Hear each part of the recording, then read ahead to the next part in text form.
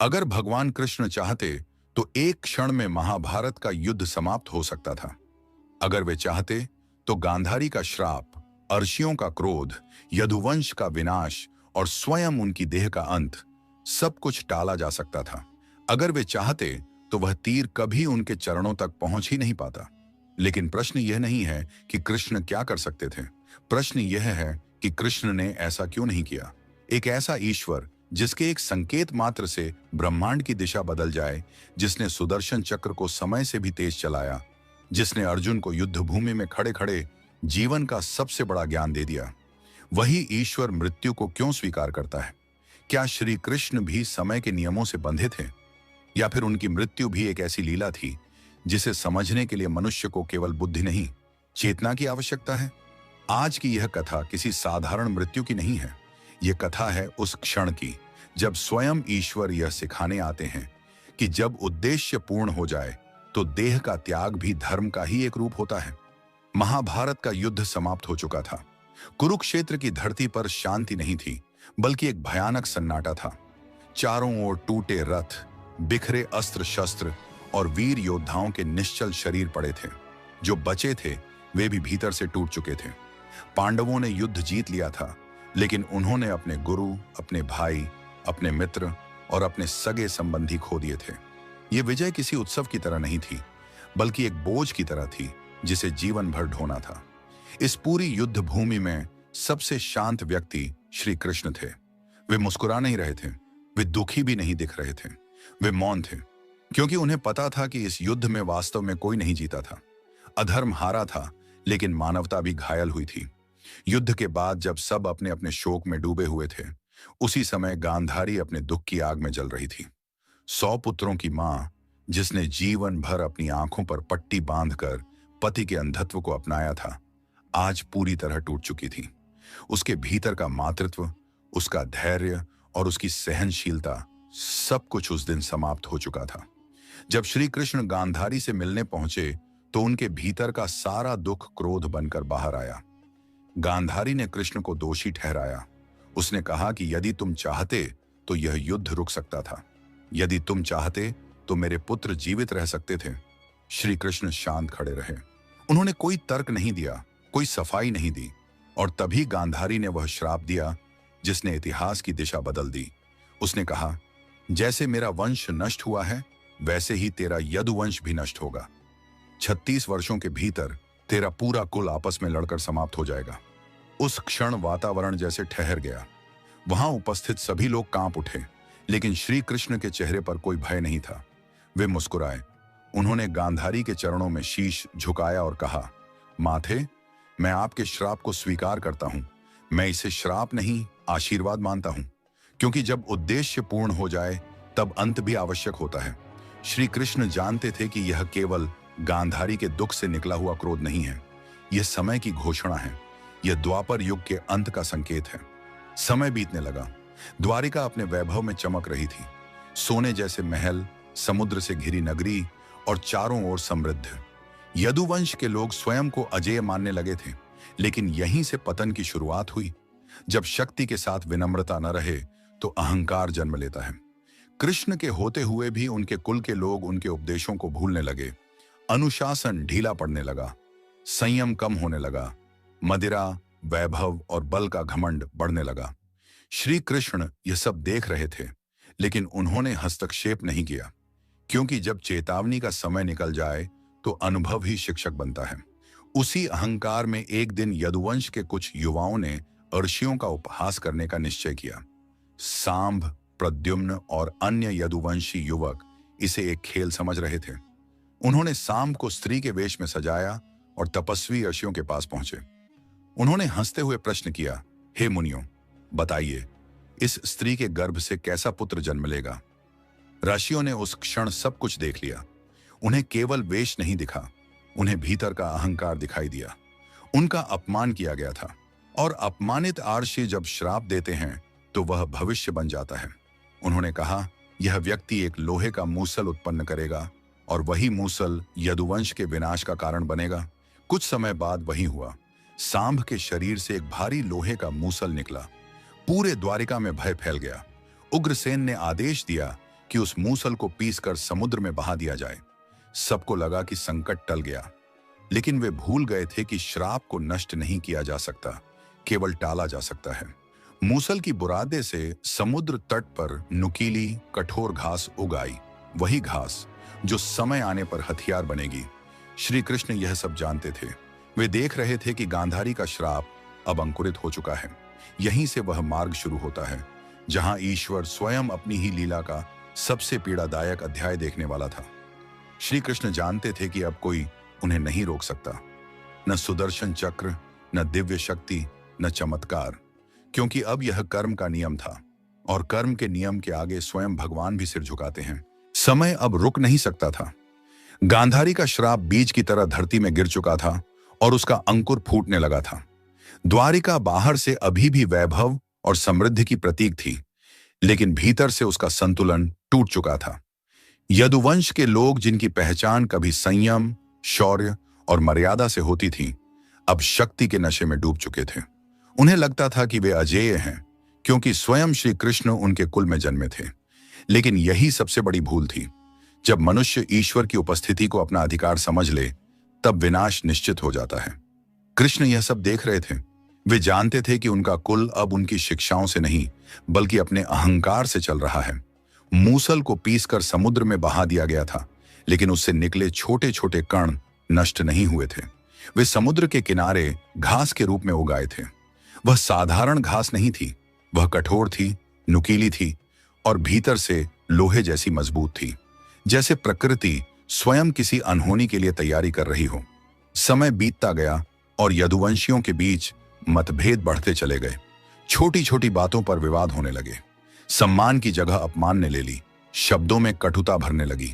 श्री कृष्ण जानते थे कि अब यह सब रोका नहीं जा सकता, क्योंकि जब भीतर की चेतना गिर जाती है, तब बाहर की व्यवस्था भी गिरने लगती है। फिर वह दिन आया जो यदुवंश के इतिहास में अंतिम दिन था। प्रभास क्षेत्र में एक विशाल उत्सव का आयोजन किया गया। समुद्र के तट पर खुले आकाश के नीचे सभी यदुवंशी एकत्र हुए। उत्सव था, लेकिन उसमें भक्ति नहीं थी, केवल मदिरा थी, हंसी थी और विवेकहीनता थी। मदिरा बहने लगी और उसी के साथ विवेक भी बह गया। जो लोग कभी धर्म की बातें करते थे, वे अब एक दूसरे के दोष गिनाने लगे। किसी ने किसी के अतीत को उछाला, किसी ने किसी की पत्नी का अपमान किया, किसी ने किसी की शक्ति को चुनौती दी। शब्द अब केवल शब्द नहीं रहे थे, वे हथियार बन चुके थे। धीरे धीरे वह घास जो समुद्र तट पर उगी थी, किसी के हाथ में आ गई। किसी ने उसे उखाड़ा और दूसरे पर वार कर दिया। वह घास मूसल बन चुकी थी। एक वार और खून बहने लगा, फिर दूसरा, फिर तीसरा। देखते ही देखते उत्सव युद्ध में बदल गया। भाई ने भाई पर प्रहार किया, पुत्र ने पिता पर, मित्र मित्र का शत्रु बन गया। चीखें, रक्त और मृत्यु सब एक साथ फैल गए। श्री कृष्ण वहां खड़े थे, शांत, स्थिर, मौन। उन्होंने किसी को रोका नहीं, क्योंकि यह वही क्षण था जिसकी घोषणा वर्षों पहले हो चुकी थी। यह गांधारी के श्राप का अंतिम रूप था। यदुवंश अपने ही हाथों से नष्ट हो रहा था। वह वंश जिसने कभी पूरी पृथ्वी को दिशा दी थी, अब अपने ही अहंकार में जलकर राख हो रहा था। एक एक करके सभी वीर गिरते चले गए। अंत में जब अंतिम यदुवंशी भी धरती पर गिर पड़ा, तब समुद्र तट की रेत रक्त से लाल हो चुकी थी। वहां केवल एक ही व्यक्ति खड़ा था, श्री कृष्ण। उनके चेहरे पर शोक नहीं था, क्योंकि वे जानते थे कि यह अनिवार्य था। यह अंत नहीं था, यह पूर्णता थी। एक ऐसा चक्र जो अब पूरा हो चुका था। उसी समय बलराम, उनके बड़े भाई, मौन होकर समुद्र की ओर चले गए। उन्होंने किसी से कुछ नहीं कहा। वे धीरे धीरे जल में समाते चले गए, जैसे कोई महान शक्ति अपने मूल स्रोत में वापस लौट रही हो। और उनके साथ साथ द्वारिका की भव्य नगरी भी समुद्र में समाने लगी। महल, द्वार, स्तंभ सब कुछ जल के भीतर विलीन होने लगा। वह नगरी जो कभी देवताओं जैसी लगती थी, अब इतिहास बन रही थी। श्री कृष्ण ने अंतिम बार द्वारिका की ओर देखा। उनकी आंखों में न मोह था, न दुख, केवल स्वीकार था। अब कृष्ण पूरी तरह अकेले थे। उनका कुल समाप्त हो चुका था, उनका नगर विलीन हो चुका था और उनका उद्देश्य पूर्ण हो चुका था। वे जानते थे कि अब उनके इस पृथ्वी पर रहने का कोई कारण नहीं बचा है। उन्होंने राजाओं की तरह जीवन जिया, मित्र की तरह निभाया, सारथी की तरह मार्ग दिखाया, योगी की तरह तप किया और अब तपस्वी की तरह वन की ओर बढ़ चले। वे जंगल के भीतर गहरे चले गए। वहां कोई महल नहीं था, कोई शोर नहीं था, केवल शांति थी, केवल प्रकृति थी। एक पीपल के वृक्ष के नीचे वे बैठे। उनका शरीर थका हुआ था, लेकिन उनकी आत्मा शांत थी। कहा जाता है कि उस समय श्री कृष्ण केवल देह में थे। उनका मन और चेतना पहले ही ब्रह्म में विलीन हो चुकी थी। तभी वहां एक शिकारी आया। जरा दूर से उसने केवल एक चमकता हुआ पैर देखा। उसे लगा वह हिरण का कान है। उसने बिना सोचे समझे तीर चला दिया। वह तीर सीधे श्री कृष्ण के चरण में जा लगा, वही चरण जिनके स्पर्श से पत्थर भी पवित्र हो जाते थे। जरा दौड़कर पास आया। जैसे ही उसने देखा कि यह कोई साधारण व्यक्ति नहीं बल्कि स्वयं श्री कृष्ण है, वह कांप उठा, हाथ जोड़कर रोने लगा, क्षमा मांगने लगा। लेकिन श्री कृष्ण मुस्कुराए। उन्होंने कहा, डरो मत, तुमने कुछ गलत नहीं किया। जो होना था वही हुआ। तुम केवल माध्यम थे। उन्होंने उसे राम और बाली की कथा सुनाई, कैसे पिछले जन्म का वचन आज पूरा हुआ था। उस पीपल के वृक्ष के नीचे श्री कृष्ण ने अपनी अंतिम लीला पूर्ण की। उन्होंने देह का त्याग किया और अपने विराट स्वरूप में विलीन हो गए। आकाश स्थिर हो गया, प्रकृति मौन हो गई। यह किसी मृत्यु का क्षण नहीं था, यह एक युग का समापन था। द्वापर युग समाप्त हो रहा था और कलयुग का आरंभ होने वाला था। जब श्री कृष्ण ने उस पीपल के वृक्ष के नीचे अपने शरीर का त्याग किया, तब यह क्षण किसी सामान्य मृत्यु जैसा नहीं था। न कोई चीख थी, न कोई पीड़ा। वह क्षण ऐसा था जैसे समय स्वयं रुक गया हो। हवा थम गई, पक्षी शांत हो गए और प्रकृति जैसे यह समझ गई हो कि आज धरती पर एक युग का भार उतर रहा है। श्री कृष्ण की देह वहीं शांत पड़ी थी, लेकिन उनकी उपस्थिति समाप्त नहीं हुई थी। ऐसा कहा जाता है कि उस क्षण आकाश से पुष्पों की वर्षा हुई, जैसे देवताओं ने भी यह स्वीकार कर लिया हो कि ईश्वर ने अपनी लीला पूर्ण कर ली है। यह मृत्यु नहीं थी, यह पूर्णता थी। यह वह क्षण था जब द्वापर युग अपनी अंतिम सांस ले रहा था। शिकारी जरा कांपता हुआ वहीं बैठा रहा। उसके लिए यह केवल एक दुर्घटना नहीं थी, यह जीवन भर का बोझ बन गया था। लेकिन श्री कृष्ण ने उसे मुक्त कर दिया था। उन्होंने स्पष्ट कर दिया था कि कर्म केवल वही नहीं होता जो दिखाई देता है, कर्म वह भी होता है जो समय की योजना में लिखा होता है। जरा केवल एक माध्यम था, ठीक वैसे ही जैसे कुरुक्षेत्र में अर्जुन केवल एक माध्यम था। कर्म का सिद्धांत यही है कि करने वाला दिखाई देता है, लेकिन कराने वाला समय होता है। कृष्ण यह जानते थे और यही ज्ञान उन्होंने अपने अंतिम क्षणों में भी संसार को दिया। कुछ समय बाद पांडवों को यह समाचार मिला कि श्री कृष्ण ने देह त्याग दिया है। अर्जुन के लिए यह वज्रपात जैसा था। वही अर्जुन जिसने युद्ध के मैदान में कभी अपने हाथ नहीं कांपने दिए, आज अपने जीवन के सबसे बड़े सहारे को खो चुका था। वे प्रभास क्षेत्र पहुंचे। जब उन्होंने श्री कृष्ण की देह को देखा तो उनके आंसू रुक नहीं पाए। उन्हें लगा जैसे उनका मार्गदर्शक, उनका मित्र, उनका सखा सब कुछ चला गया हो। लेकिन भीतर कहीं उन्हें यह भी अनुभव हो रहा था कि कृष्ण वास्तव में गए नहीं हैं, वे केवल दृश्य से अदृश्य हुए हैं। अंतिम संस्कार की तैयारी की गई, चिता सजाई गई, अग्नि प्रज्वलित की गई। लेकिन जैसे ही अग्नि ने कृष्ण की देह को स्पर्श किया, एक अलौकिक घटना घटी। कहा जाता है कि श्री कृष्ण के हृदय से एक दिव्य प्रकाश निकला और आकाश की ओर उठ गया। वह प्रकाश किसी लौ जैसा नहीं था, वह चेतना जैसा था। वह यह संकेत था कि कृष्ण की आत्मा कभी शरीर में बंधी ही नहीं थी। वह पहले भी अनंत थी और अब भी अनंत में विलीन हो गई। देह जल गई, लेकिन चेतना अमर रही। इसी क्षण द्वापर युग का अंत हुआ। धर्म के 4 स्तंभ, सत्य, दया, तप और दान, जो द्वापर में संतुलित थे, अब कमजोर पड़ने लगे। कलयुग का आरंभ हुआ। यह युग बाहरी युद्धों का नहीं, आंतरिक संघर्षों का युग था।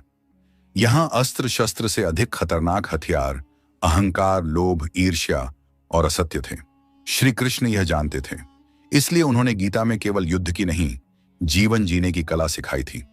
उन्होंने कहा था कि जब बाहरी धर्म कमजोर हो जाए, तब व्यक्ति को अपने भीतर धर्म को जीवित रखना होता है। कृष्ण के जाने के बाद संसार बदला। राजा कमजोर हुए, रिश्ते कमजोर हुए, मनुष्य भीतर से बिखरने लगा। लेकिन उसी अंधकार में कृष्ण का संदेश दीपक बनकर जलता रहा। गीता केवल एक ग्रंथ नहीं रही, वह मनुष्य की आंतरिक आवाज बन गई। जब भी कोई अपने कर्म से डरता है, जब भी कोई निर्णय के मोड़ पर खड़ा होता है, तब कृष्ण की वही वाणी गूंजती है, कर्म करो, फल की चिंता मत करो। यही उनका वास्तविक अवतार था, जो युगों तक जीवित रहने वाला था। कई लोगों के मन में यह प्रश्न उठा कि यदि कृष्ण ईश्वर थे तो उन्होंने अपने वंश को क्यों नहीं बचाया। इसका उत्तर बहुत गहरा है। कृष्ण यह दिखाना चाहते थे कि ईश्वर भी अपने बनाए नियमों से ऊपर नहीं होता। यदि ईश्वर स्वयं नियम तोड़ने लगे तो धर्म केवल शक्ति का नाम बनकर रह जाएगा। यदुवंश का विनाश यह संदेश था कि चाहे कितना भी शक्तिशाली वंश क्यों न हो, यदि वह अहंकार में डूब जाए तो उसका अंत निश्चित है। कृष्ण ने अपने ही वंश को उदाहरण बनाकर यह सिद्ध कर दिया कि धर्म में पक्षपात नहीं होता। गांधारी का श्राप केवल क्रोध नहीं था, वह न्याय का संतुलन था। कृष्ण ने उसे स्वीकार करके यह दिखाया कि पीड़ा को भी सम्मान देना चाहिए। जिस मां ने 100 पुत्र खोए हों, उसके दुख को टालना अधर्म होता। इसीलिए कृष्ण ने न उसे रोका न बदला, उन्होंने समय को अपना काम करने दिया। यही कारण है कि कृष्ण की मृत्यु हमें यह नहीं सिखाती कि ईश्वर भी मर जाता है, बल्कि यह सिखाती है कि जब उद्देश्य पूर्ण हो जाए तब आसक्ति छोड़ देना ही परम योग है। आज भी लोग पूछते हैं कि कृष्ण कहाँ हैं। कोई कहता है वे वैकुंठ में हैं, कोई कहता है वे वृंदावन में हैं, कोई कहता है वे गीता में हैं।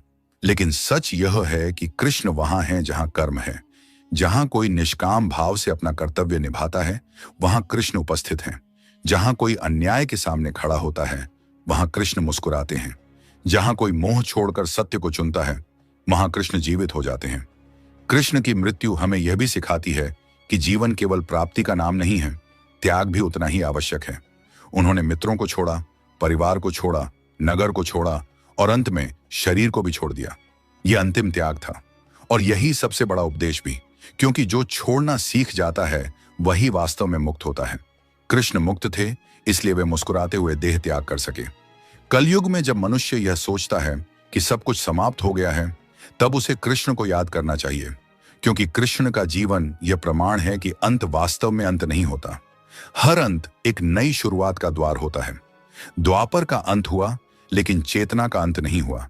शरीर गया लेकिन विचार नहीं गया। लीला समाप्त हुई लेकिन संदेश शाश्वत हो गया। और शायद यही कारण है कि आज भी जब कोई बांसुरी की मधुर ध्वनि सुनता है तो उसका मन शांत हो जाता है। आज भी जब कोई युद्ध में फंसा मनुष्य गीता खोलता है तो उसे दिशा मिल जाती है। आज भी जब कोई अकेला होता है तो उसे लगता है कि कोई अदृश्य मित्र उसके साथ खड़ा है। वही मित्र कृष्ण है। वे कभी मरे नहीं, वे केवल दृश्य से अदृश्य हुए।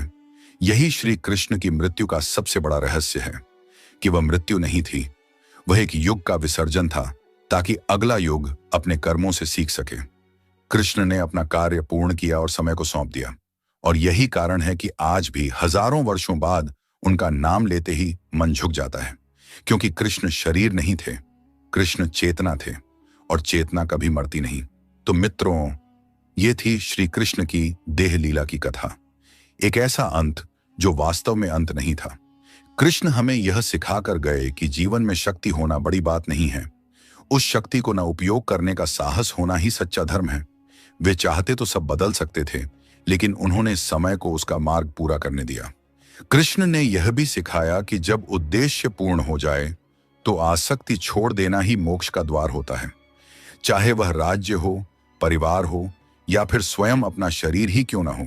आज हम कलयुग में हैं, जहां युद्ध तलवारों से नहीं विचारों से लड़े जाते हैं, जहां अधर्म बाहर नहीं हमारे भीतर जन्म लेता है। ऐसे समय में कृष्ण की सबसे बड़ी उपस्थिति किसी मूर्ति में नहीं बल्कि हमारे कर्मों में है। जब आप सत्य चुनते हैं, कृष्ण जीवित होते हैं। जब आप अन्याय के सामने खड़े होते हैं, कृष्ण मुस्कुराते हैं। और जब आप बिना फल की चिंता किए अपना कर्तव्य निभाते हैं, तब कृष्ण आपके साथ खड़े होते हैं। याद रखिए, कृष्ण कभी मरे नहीं, वे बस दृश्य से अदृश्य हुए, क्योंकि चेतना कभी समाप्त नहीं होती। अगर यह कथा आपके हृदय तक पहुंची हो तो कमेंट में जय श्री कृष्ण अवश्य लिखें। वीडियो को लाइक करें और चैनल को सब्सक्राइब करना न भूलें, क्योंकि ऐसी कथाएं केवल सुनने के लिए नहीं होती, ये हमें अंदर से जागृत करने आती हैं। हर हर महादेव, जय श्री कृष्ण।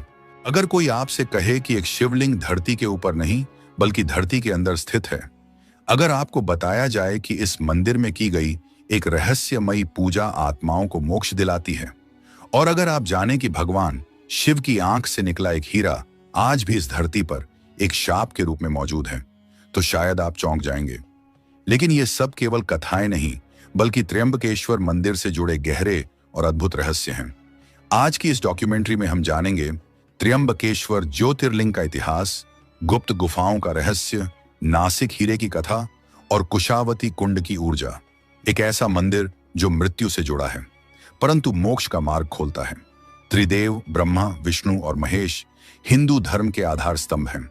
ब्रह्मा ब्रह्मांड के रचयिता हैं, विष्णु पालनकर्ता हैं और शिव संहार के स्वामी। इन तीनों की संगति जहां होती है वहां ब्रह्मांडीय ऊर्जा जागृत होती है। महाराष्ट्र राज्य में गोदावरी नदी के किनारे बसा एक स्थान इसी संगति और शक्ति का केंद्र है, त्र्यंबकेश्वर ज्योतिर्लिंग। यह मंदिर अपने आप में अनोखा है क्योंकि इसका शिवलिंग धरती के ऊपर नहीं बल्कि गहराई में स्थापित है। यह पाताल से जुड़ता है, जहां माना जाता है कि मृत्यु के बाद आत्माएं शिव की शरण में जाती हैं। इसीलिए इस मंदिर को यमकेश्वर महादेव भी कहा जाता है। यम यानी मृत्यु, केश्वर यानी स्वामी। यह मंदिर उन आत्माओं के लिए भी विशेष है जो किसी दुर्घटना या हत्या के कारण अकाल मृत्यु को प्राप्त हुई हों। ऐसी आत्माएं इस स्थान पर मोक्ष प्राप्त कर सकती हैं एक विशेष पूजा के माध्यम से, जिसे नारायण नागबलि कहा जाता है। नारायण नागबलि पूजा एक रहस्यमयी और दुर्लभ अनुष्ठान है। यह उन आत्माओं के लिए की जाती है जो अपने जीवन की पूर्णता से पहले ही किसी नकारात्मक परिस्थिति में मृत्यु को प्राप्त हुई हों। उनकी पीड़ा, उनका भ्रम और उनका मोह उन्हें पृथ्वी से बांध देता है। इस पूजा के माध्यम से उन्हें मुक्त किया जाता है। यह पूजा त्र्यंबकेश्वर में विशेष ब्राह्मणों द्वारा विधिवत की जाती है। इस प्रक्रिया में विशेष मंत्र, यज्ञ और विधियां होती हैं जो केवल यहां संभव हैं। त्र्यंबकेश्वर मंदिर को इतना दिव्य और शक्तिशाली बनाने के पीछे एक गहरी पौराणिक कथा है। यह कथा शिव पुराण में वर्णित है। सदियों पहले ब्रह्मगिरी पर्वत की तलहटी में ऋषियों का एक तपोवन था। वहां गौतम ऋषि अपने आश्रम में तप कर रहे थे। एक समय ऐसा आया जब उस क्षेत्र में भीषण अकाल पड़ गया। पानी की एक एक बूंद के लिए जीव व्याकुल हो उठे। गौतम ऋषि ने इस त्रासदी को देखकर वरुण देव की घोर तपस्या की, जो जल के देवता हैं। वरुण देव उनकी तपस्या से प्रसन्न हुए और उन्हें एक ऐसा जलकुंड प्रदान किया जिसका जल कभी समाप्त नहीं होता था। यह चमत्कारिक जलकुंड देखने पर अन्य ऋषियों के मन में ईर्ष्या पैदा हो गई। उन्होंने भगवान गणेश से आग्रह किया कि वे गौतम ऋषि को वहां से हटाएं। गणेश जी ने उन्हें समझाने की कोशिश की कि गौतम ऋषि ने कोई अन्याय नहीं किया, वे केवल अपना कर्तव्य निभा रहे हैं। परंतु जब उन्होंने नहीं माना तो गणेश जी ने एक योजना बनाई। गणेश जी ने एक दुर्बल गाय का रूप धारण किया और गौतम ऋषि के समीप चले गए। गौतम ऋषि ने उस गाय को चारा दिया, लेकिन जैसे ही उसने चारा खाया वह वहीं मर गई। इसके तुरंत बाद सभी ऋषि वहां आ गए और गौतम ऋषि पर गोहत्या का आरोप लगा दिया। ऋषियों ने उन पर इतने पत्थर बरसाए कि उन्हें आश्रम छोड़ने पर मजबूर होना पड़ा। इस घटना से दुखी होकर गौतम ऋषि और उनकी पत्नी अहिल्या ने शिव जी की आराधना शुरू की। उन्होंने कठोर तप किया और अंततः भगवान शिव उनके समक्ष प्रकट हुए। गौतम ऋषि ने अपने ऊपर लगे गोहत्या के दोष से मुक्ति मांगी। महादेव ने कहा, दाशेवर, इसमें आपकी कोई गलती नहीं थी, यह तो ऋषियों का षड्यंत्र था। लेकिन गौतम ऋषि क्रोधित नहीं हुए, बल्कि उन्होंने धन्यवाद दिया कि इस कारण उन्हें शिव के दर्शन प्राप्त हुए। उन्होंने केवल अपने लिए नहीं बल्कि संपूर्ण पृथ्वी के कल्याण के लिए भगवान से प्रार्थना की कि मां गंगा पृथ्वी पर प्रकट हों। भगवान शिव ने यह प्रार्थना स्वीकार की। उन्होंने अपनी जटाओं से देवी गंगा को पृथ्वी पर प्रवाहित किया। गंगा ने गौतम ऋषि को पाप मुक्त किया, लेकिन कहा, मैं वहीं रह सकती हूं जहां शिव निवास करते हैं। तब गौतम ऋषि ने भगवान शिव से निवेदन किया कि वे इसी स्थान पर वास करें। महादेव ने उनकी बात मान ली और यहीं धरती में समाकर ज्योतिर्लिंग के रूप में स्थापित हो गए। इसी स्थान को आज हम त्र्यंबकेश्वर ज्योतिर्लिंग के नाम से जानते हैं। यहाँ गंगा दक्षिण दिशा से बहती है, इसलिए इसे दक्षिण गंगा भी कहा जाता है। और यही गंगा गोदावरी के रूप में जानी जाती है, जो आज भी पुण्यदायिनी मानी जाती है। त्र्यंबकेश्वर मंदिर में एक गुप्त गुफा भी है, जिसके बारे में कहा जाता है कि वह पाताल लोक तक जाती है। इस गुफा में प्रवेश सामान्य जन के लिए निषिद्ध है। कहा जाता है कि यह गुफा उस मार्ग से जुड़ती है जहां शिव और यम की ऊर्जाएं एक साथ सक्रिय होती हैं। यह गुफा एक अनंत शक्ति केंद्र है, जहां केवल विशेष साधक ही ध्यानस्थ हो सकते हैं। अब बात करते हैं उस रहस्य की जो त्र्यंबकेश्वर को और भी चमत्कारी बनाता है। भगवान शिव की तीसरी आंख से निकले हीरे की कथा। माना जाता है कि शिव की आंख से एक दिव्य प्रकाश निकला जो एक हीरे के रूप में बदल गया। यह हीरा इतना तेजस्वी और शक्तिशाली था कि जिसने भी इसे अपने पास रखने की कोशिश की उसका नाश हो गया। इसलिए इसे शापित नासिक हीरा कहा गया। आज भी यह हीरा अदृश्य रूप से त्र्यंबकेश्वर मंदिर की ऊर्जा में समाया हुआ माना जाता है। मंदिर परिसर में एक विशेष कुंड है, कुशावती कुंड। यह वही स्थान है जहां गौतम मवाशी ने देवी गंगा को प्रकट होते देखा था। कुशावती कुंड का जल अत्यंत पवित्र माना जाता है। बूंद आत्मा के पापों को धो सकती है और इसलिए लाखों श्रद्धालु हर वर्ष यहां स्नान करने आते हैं। त्र्यंबकेश्वर ज्योतिर्लिंग केवल एक धार्मिक स्थल नहीं, यह आत्मा की मुक्ति का केंद्र है। यह एक ऐसी रहस्यमयी भूमि है जहां मृत्यु, जीवन, पाप, पुण्य, ब्रह्मा और ब्रह्म सभी एक साथ उपस्थित हैं। यहाँ की हवा में तपस्या की शक्ति है, शांति की ऊर्जा है और शिव का आशीर्वाद है। जब आप त्र्यंबकेश्वर के प्रांगण में प्रवेश करते हैं तो आप केवल मंदिर नहीं देखते, आप समय से परे एक ऐसी दुनिया में कदम रखते हैं जहां केवल आत्मा की आवाज सुनाई देती है। त्र्यंबकेश्वर मंदिर की यात्रा केवल दर्शन की यात्रा नहीं, यह आत्मा के शुद्धिकरण की यात्रा है। यह अपने भीतर के शिव से मिलने की यात्रा है। हर वर्ष यहाँ लाखों श्रद्धालु दर्शन के लिए आते हैं। लोग अपने जीवन के पापों से मुक्ति पाने की आशा लेकर इस पावन धाम का रुख करते हैं। 12 ज्योतिर्लिंगों में से एक होने के कारण यह मंदिर हिंदू धर्म में एक अत्यंत महत्वपूर्ण तीर्थ स्थल माना जाता है। लेकिन इस मंदिर की जो बात इसे सबसे खास बनाती है वह है यहाँ स्थित अद्भुत शिवलिंग। त्र्यंबकेश्वर मंदिर का यह शिवलिंग संसार में अकेला ऐसा शिवलिंग है जो भूमि की सतह पर नहीं बल्कि धरती के भीतर एक छोटी सी गुफा में स्थापित है। मंदिर के गर्भगृह के मध्य में एक गहरा स्थान है जहां 3 सूक्ष्म शिवलिंग विराजमान हैं। ये तीनों लिंग त्रिदेव, ब्रह्मा, विष्णु और महेश के प्रतीक माने जाते हैं।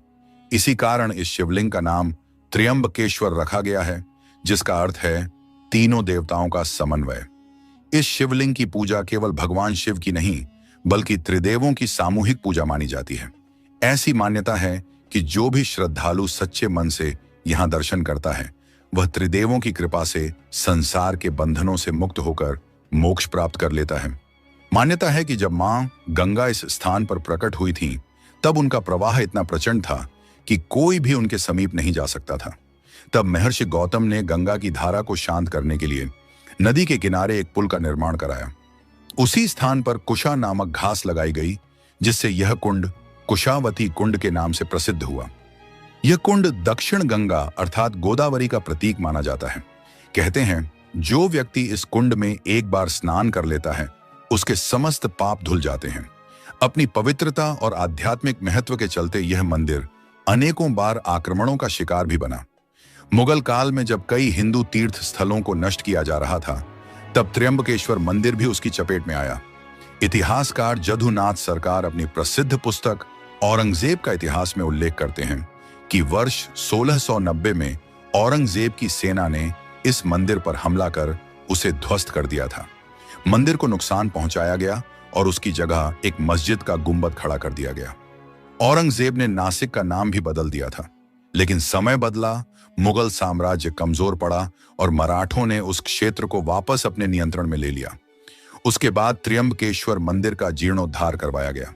इसका पुनर्निर्माण पेशवा श्रीमंत साहिब बालाजी बाजीराव ने करवाया था। यह मंदिर न केवल अपनी संरचना और पौराणिक महिमा के लिए प्रसिद्ध है बल्कि यहाँ होने वाले अनुष्ठानों के लिए भी जाना जाता है। उन लोगों के लिए जिनकी मृत्यु आकस्मिक, अप्राकृतिक या दुर्घटनावश हुई हो, उनके आत्मा की शांति के लिए यहाँ एक विशेष पूजा की जाती है जिसे नारायण नागबलि अनुष्ठान कहा जाता है। इस 3 दिवसीय अनुष्ठान का पहला दिन नारायण बलि पूजा को समर्पित होता है, जिसमें आटे से पिंड बनाए जाते हैं और मंत्रों के माध्यम से पूर्वजों की आत्मा को श्रद्धांजलि दी जाती है। दूसरे दिन नागबलि की पूजा की जाती है जो विशेष रूप से सर्प हत्या के दोष से मुक्ति के लिए होती है। इस पूजा में आटे से सांप की आकृति बनाकर उसकी आत्मा की शांति के लिए विधिवत अनुष्ठान किया जाता है। तीसरे और अंतिम दिन गणेश पूजा करके इस अनुष्ठान का समापन होता है। इसके अतिरिक्त इस मंदिर की एक और विशेषता है सिंहस्थ कुंभ मेला। भारत के केवल 4 पवित्र स्थानों प्रयागराज, हरिद्वार, उज्जैन और नासिक में सिंहस्थ कुंभ का आयोजन होता है। त्र्यंबकेश्वर मंदिर के परिसर में हर 12 वर्ष में सिंहस्थ कुंभ मेला लगता है, जिसमें देश विदेश से लाखों साधु संत और श्रद्धालु जुटते हैं। इस मंदिर में शिवलिंग की पूजा करने से त्रिदेवों ब्रह्मा, विष्णु और महेश का आशीर्वाद प्राप्त होता है। यहाँ की पूजा पद्धति अत्यंत विशिष्ट और आध्यात्मिक रूप से समृद्ध मानी जाती है। त्र्यंबकेश्वर मंदिर को मानसिक शांति, आत्मिक स्थिरता और साधना के लिए एक आदर्श स्थान माना जाता है। यहाँ का वातावरण साधकों को ध्यान में मग्न होने का विशेष अवसर देता है। इसकी ऊर्जा इतनी गहन और शांतिपूर्ण होती है कि व्यक्ति यहाँ आत्म साक्षात्कार के निकट पहुंच जाता है। यह मंदिर एक ऐसी दिव्यता से परिपूर्ण है जो हर दर्शनार्थी के भीतर कुछ न कुछ अव्यक्त छू लेती है। यह यात्रा केवल एक तीर्थ नहीं होती, बल्कि एक आध्यात्मिक अनुभव बन जाती है जो जीवन भर स्मृति में बसी रहती है। यहाँ की रहस्यमयी ऊर्जा, प्राचीन कथा और शक्तिशाली अनुष्ठान सब मिलकर इसे नासिक ही नहीं, पूरे भारत का एक अद्वितीय तीर्थ स्थल बनाते हैं। लेकिन इस मंदिर से जुड़ी कुछ ऐसी बातें भी हैं जो आज भी अधिकांश लोगों को ज्ञात नहीं है। तो चलिए अब आगे बढ़ते हैं और जानते हैं एक एक करके इन अनसुने रहस्यों के बारे में। नंबर 1, त्र्यंबकेश्वर मंदिर का स्थापत्य और दिव्य शिवलिंग। यह मंदिर स्थापत्य कला का एक अद्भुत उदाहरण है। चौकोर मंडप, ऊंचे विशाल द्वार और अंदर स्थित अलौकिक शिवलिंग, यह सब इसे एक दिव्य अनुभूति देते हैं। शिवलिंग के ऊपर एक स्वर्ण कलश स्थापित है और उसके चारों ओर एक रत्न जड़ित मुकुट विराजमान है। माना जाता है कि यह मुकुट स्वयं पांडवों द्वारा इस मंदिर को अर्पित किया गया था। इस मुकुट के दर्शन केवल सोमवार को शाम 4 बजे से 5 बजे के बीच होते हैं। 1 घंटे के लिए ही यह दिव्यता आम लोगों के लिए प्रकट होती है। नंबर 2, गर्भगृह का रहस्य और अद्भुत शिवलिंग। त्र्यंबकेश्वर मंदिर की भव्य इमारत सिंधु आर्य शैली की उत्कृष्ट कृति है। मंदिर के अंदर स्थित गर्भगृह में प्रवेश करते ही कुछ अलौकिक सा अनुभव होता है। वहां रखे शिवलिंग को देखने पर एक सामान्य लिंग नहीं, बल्कि एक आंख जैसी आकृति दिखती है। ध्यान से देखने पर इसके भीतर 1 इंच आकार के 3 लिंग प्रकट होते हैं, जिन्हें ब्रह्मा, विष्णु और महेश त्रिदेव का प्रतीक माना जाता है। अन्य शिवलिंगों के विपरीत यह लिंग धरती के ऊपर नहीं, बल्कि नीचे स्थित है। इसे लता शिवलिंग कहा जाता है। यह लिंग हमेशा गीला रहता है, जिससे लगातार जल बहता रहता है। यह भगवान शिव की उपस्थिति का प्रतीक है। नंबर 3, त्र्यंबकेश्वर परिसर में स्थित रहस्यमयी कुंड। मंदिर से कुछ दूरी पर स्थित है एक प्राचीन तालाब, कुशाव्रत कुंड। यही वह स्थान है जहां से गोदावरी नदी का उद्गम माना जाता है। पौराणिक कथा के अनुसार ब्रह्मगिरी पर्वत से लुप्त हो जाने वाली गोदावरी को रोकने हेतु गौतम आश्य ने यह कुंड बनाया था। उन्होंने कुशा यानी घास की मदद से नदी को बांधा था। तब से आज तक इस कुंड में निरंतर जल बना रहता है। इसे कुशावती तीर्थ भी कहा जाता है। कुंभ स्नान के दौरान शैव अखाड़ों के संत इसी कुंड में स्नान करते हैं। नंबर 4, शोभा यात्रा और पंचमुखी स्वर्ण मुखौटे का रहस्य। हर वर्ष विशेष अवसरों पर यमकेश्वर महाराज के पंचमुखी स्वर्ण मुखौटे को पालकी में सजाया जाता है। यह मुखौटा पूरे गांव में घुमाया जाता है और फिर कुशावती तीर्थ ले जाया जाता है। वहां घाट पर स्नान कराया जाता है। इसके बाद इस मुखौटे को मंदिर लाकर उस पर हीरे जड़ा स्वर्ण मुकुट पहनाया जाता है। यह दृश्य त्र्यंबकेश्वर महाराज के राज्याभिषेक जैसा प्रतीत होता है, एक अत्यंत दुर्लभ और अलौकिक अनुभव। नंबर 5, गुप्त गुफा और जलधारा का दिव्य रहस्य। मंदिर परिसर में एक गुप्त मार्ग है जो ब्रह्मगिरी पर्वत के पीछे स्थित एक रहस्यमयी गुफा की ओर ले जाता है। यही वह गुफा मानी जाती है जहां गौतम आश्य ने कठोर तपस्या की थी और यमकेश्वर ज्योतिर्लिंग की पूजा की थी। इस गुफा में भगवान शिव को समर्पित एक छोटा मंदिर और एक जलधारा बहती है, जिसे अत्यंत पवित्र माना जाता है। यह मार्ग आम श्रद्धालुओं के लिए खुला नहीं है।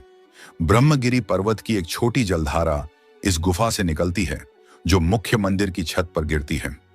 वहां से यह जल पाइप के माध्यम से सीधे गर्भगृह में पहुंचता है, जहां त्र्यंबकेश्वर ज्योतिर्लिंग का अभिषेक होता है।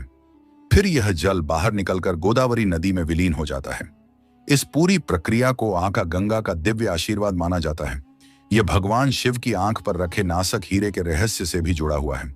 त्र्यंबकेश्वर मंदिर में एक रहस्यमयी हीरा स्थापित था, नासक हीरा, जो भगवान शिव की आंख पर रखा गया था। यह हीरा गोलकुंडा की उन्हीं खदानों से निकाला गया था जहां से कोहिनूर हीरा भी प्राप्त हुआ था। यह नासक हीरा वर्षों तक अनेक शक्तिशाली राजाओं के पास रहा, मुगलों, मराठों और अंग्रेजों तक। किंवदंती है कि यह हीरा जिस भी राजा के पास गया उसे दुर्भाग्य और पतन का सामना करना पड़ा। प्रारंभ में यह हीरा कुतुब शाही वंश के पास था, लेकिन 1687 में मुगलों ने गोलकुंडा पर कब्जा कर लिया और यह हीरा उनके हाथ लग गया। लेकिन समय के साथ मुगलों की शक्ति क्षीण हुई और यह हीरा मराठों तक पहुंच गया। बाजीराव प्रथम के पुत्र बालाजी बाजीराव, जिन्हें नाना साहिब भी कहा जाता है, ने त्र्यंबकेश्वर मंदिर का जीर्णोद्धार कराया। उन्होंने इस मंदिर को अनेक रत्नों और जवाहरातों से सुशोभित किया। नासक हीरे की पूजा एक देवी तत्व के रूप में की जाने लगी। कहा जाता है कि जब सूर्य की पहली किरण इस हीरे पर पड़ती थी तो उसकी चमक से पूरा मंदिर जगमगा उठता था।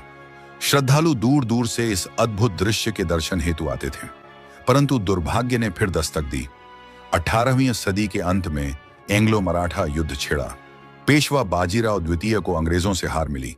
युद्ध के दौरान यह हीरा अंग्रेजों द्वारा चुरा लिया गया। इस हीरे के साथ ही उस क्षेत्र की समृद्धि और दिव्यता भी जैसे विलीन हो गई। बाद में यह हीरा ब्रिटिश ईस्ट इंडिया कंपनी के गवर्नर जनरल हिस्ट को सौंपा गया। उसने इसे लंदन ले जाकर बिक्री के लिए रखा, लेकिन किसी ने इस हीरे को खरीदने में रुचि नहीं दिखाई। इसे खुरदुरा और सामान्य पत्थर बताकर नजरअंदाज किया गया। आखिरकार लंदन के प्रसिद्ध जौहरी रंडल एंड ब्रिज ने इस हीरे को मात्र 3000 पाउंड यानी लगभग 25 लाख रुपए में खरीद लिया। उन्होंने इसे तराशा, जिससे इसकी चमक तो बढ़ गई, लेकिन इसकी भारतीय पहचान सदा के लिए मिट गई।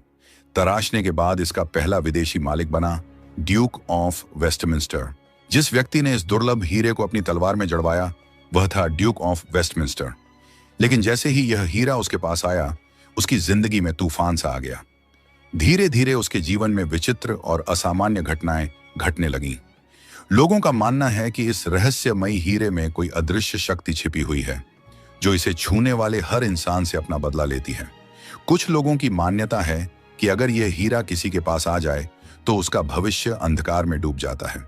खुशियां, धन दौलत और मानसिक शांति सब कुछ छिन जाता है। चाहे वो ड्यूक ऑफ वेस्टमिंस्टर हो या फिर मशहूर अमेरिकी उद्योगपति जेपी मॉर्गन जूनियर, जिसने भी इस हीरे को अपनाया उसका जीवन बिखरता चला गया। अचानक ऐसा प्रतीत हुआ जैसे सब कुछ हाथ से निकलता जा रहा हो। यही वजह है कि इस हीरे को लेकर शापित होने की कहानी और भी प्रबल होती चली गई। और जब दूसरा विश्व युद्ध शुरू हुआ तो हिटलर की निगाहें यूरोप के अलावा वहां के बेशकीमती रत्नों पर भी टिक गई थीं। इसी वजह से इस रहस्यमयी हीरे को नाजी सेना से बचाने के लिए इंग्लैंड के एक अत्यंत गुप्त और दूरस्थ स्थान पर छिपा दिया गया। कई वर्षों तक यह हीरा पूरी दुनिया से लापता रहा। फिर एक दिन यह अमेरिका में मिला और प्रसिद्ध जौहरी हैरी विंस्टन की नजर इस पर पड़ी। उन्होंने इसे बेहद सावधानी और निपुणता से तराशा। इस हीरे को 2 बार काटा गया, जिससे इसका वजन 79 कैरेट से घटकर मात्र 43 कैरेट रह गया। वर्ष 1970 में एडवर्ड हेड नामक एक शख्स ने इस हीरे को 4.2 करोड़ रुपए में खरीदा था। यमकेश्वर मंदिर से चुराए जाने के बाद यह हीरा कई लोगों के हाथों में गया, कई बार बेचा और खरीदा गया, लेकिन यह कभी किसी के पास स्थायी रूप से नहीं रह पाया। लोगों का मानना है कि यह हीरा एक स्थान पर कभी नहीं टिक सकता। यह तब तक इधर उधर भटकता रहेगा जब तक इसे इसके वास्तविक स्थान यमकेश्वर मंदिर में वापस नहीं लाया जाता। वर्ष 1977 के बाद यह हीरा एक रहस्य बन गया। बताया जाता है कि सऊदी अरब के राजा ने इसे एक निजी संग्रहकर्ता को बेच दिया, जो ऐतिहासिक वस्तुओं का शौकीन था। उसके बाद से आज तक इस हीरे के बारे में कोई भी जानकारी सार्वजनिक नहीं हुई है। बिल्कुल वैसे ही जैसे कोहिनूर हीरे को भारत वापस लाने की मांग चल रही है, उसी प्रकार इस नासिक हीरे को भी भारत लाने की चर्चा तेज हो गई है। अगर आपने अभी तक हमारे केदारनाथ के रहस्य वाले वीडियो को नहीं देखा है तो तुरंत यहां क्लिक करके वह अद्भुत कहानी जरूर देखिए। नंबर 8, नंदी जी से जुड़ा रहस्य। यमकेश्वर मंदिर भगवान शिव को समर्पित एक प्राचीन तीर्थ है और हम सभी जानते हैं कि जहां भी शिव जी होते हैं वहां नंदी जी की उपस्थिति भी अनिवार्य मानी जाती है। त्र्यंबकेश्वर मंदिर में नंदी जी की एक विशेष प्रतिमा स्थापित की गई है जिसकी दर्शन करने हर भक्त जरूर आता है। यहां आने वाला हर श्रद्धालु इस मूर्ति के पास जाकर फूल चढ़ाता है और बड़ी श्रद्धा से अपनी मनोकामना नंदी जी के कान में फुसफुसाता है। मान्यता है कि नंदी जी के कान में जो भी सच्चे दिल से कहा जाए वह अवश्य पूरा होता है। यही वजह है कि भक्तगण इस पर अटूट विश्वास रखते हैं। नंबर 9, ब्रह्मगिरी पर्वत और गोदावरी नदी का रहस्य। त्र्यंबकेश्वर मंदिर के पास ही स्थित है ब्रह्मगिरी पर्वत, एक ऐसा स्थान जहां से गोदावरी नदी की उत्पत्ति होती है। इसी कारण इसे दक्षिण गंगा कहा जाता है और हिंदू धर्म में यह एक अत्यंत पवित्र नदी मानी जाती है। इस पर्वत पर एक छोटा सा जलकुंड है जिससे यह नदी निकलती है। ब्रह्मगिरी पर्वत पर चढ़ाई करना आसान नहीं है। इसकी लंबाई लगभग 3 से 4 किलोमीटर है और चढ़ाई में करीब 750 से ज्यादा सीढ़ियां आती हैं। लेकिन यह स्थान सिर्फ धार्मिक ही नहीं बल्कि प्राकृतिक सुंदरता का भी अद्भुत संगम है। यह भी माना जाता है कि ब्रह्मा, विष्णु और महेश त्रिदेवों की उत्पत्ति ब्रह्मगिरी पर्वत पर ही हुई थी। शिवजी ने यहीं से सृष्टि के निर्माण का मार्ग प्रशस्त किया था। इसलिए यह पर्वत केवल एक तीर्थ स्थल नहीं बल्कि आध्यात्मिक ऊर्जा का केंद्र भी माना जाता है। तो दोस्तों, यह थे त्र्यंबकेश्वर मंदिर और इसके आसपास के कुछ अत्यंत रहस्यमयी तथ्यों और स्थानों की कहानी, जिनके बारे में आज के इस वीडियो में हमने विस्तार से चर्चा की। हमें पूरी उम्मीद है कि आपको आज का यह रहस्यपूर्ण सफर बेहद रोचक और ज्ञानवर्धक लगा होगा। अगर आपको यह वीडियो पसंद आया हो तो कृपया इसे लाइक करें और ज्ञान विचार चैनल को सब्सक्राइब जरूर करें ताकि हम ऐसे ही अद्भुत और रहस्यमयी कहानियों से आपको जोड़ते रहें। अगली रहस्यमयी यात्रा में फिर मुलाकात होगी। हर हर महादेव। क्या आपने कभी किसी ऐसे मंदिर के बारे में सुना है जिसने स्वयं अपने अंत की भविष्यवाणी कर दी हो? एक ऐसा धाम जो हर वर्ष घटने वाली अद्भुत और रहस्यमयी घटनाओं से यह संकेत देता है कि शायद एक दिन यह धरती से विलुप्त हो जाएगा। उत्तराखंड की बर्फीली चोटियों में बसा बद्रीनाथ धाम, एक ऐसा नाम जिसे सुनते ही लाखों श्रद्धालुओं के मन में भक्ति की लौ जल उठती है। लेकिन क्या आपने कभी इसके भीतर छिपे उन रहस्यों के बारे में जाना है जो इस स्थान को सिर्फ तीर्थ नहीं बल्कि सनातन धर्म की चमत्कारों से भरी एक जीवंत गाथा बना देते हैं? सवाल सिर्फ यह नहीं कि आप वहां गए हैं या नहीं, सवाल यह है, क्या आपने वहां की उन घटनाओं को महसूस किया है जो विज्ञान के हर नियम को चुनौती देती हैं? क्या बद्रीनाथ सच में दूसरा बैकुंठ है? क्यों कहा जाता है कि यह पृथ्वी पर भगवान विष्णु का दिव्य निवास है? क्या इसका कारण सिर्फ धार्मिक मान्यता है या इसके पीछे छुपे हैं कुछ ऐसे संकेत जिनका जवाब आज तक कोई नहीं खोज पाया? यह मंदिर साल में केवल 6 महीने के लिए खुलता है, लेकिन जब सर्दियां आती हैं और बर्फ इसकी दीवारों को ढक लेती है तब भी यहां जलने वाली अखंड ज्योति कभी बुझती नहीं। किसी ने इस दिव्य अग्नि को कभी बुझते नहीं देखा। ना हवा, ना हिमपात, ना समय, कोई भी इसे रोक नहीं पाया। आखिर वह कौन सी शक्ति है जो इसे जलाए रखती है?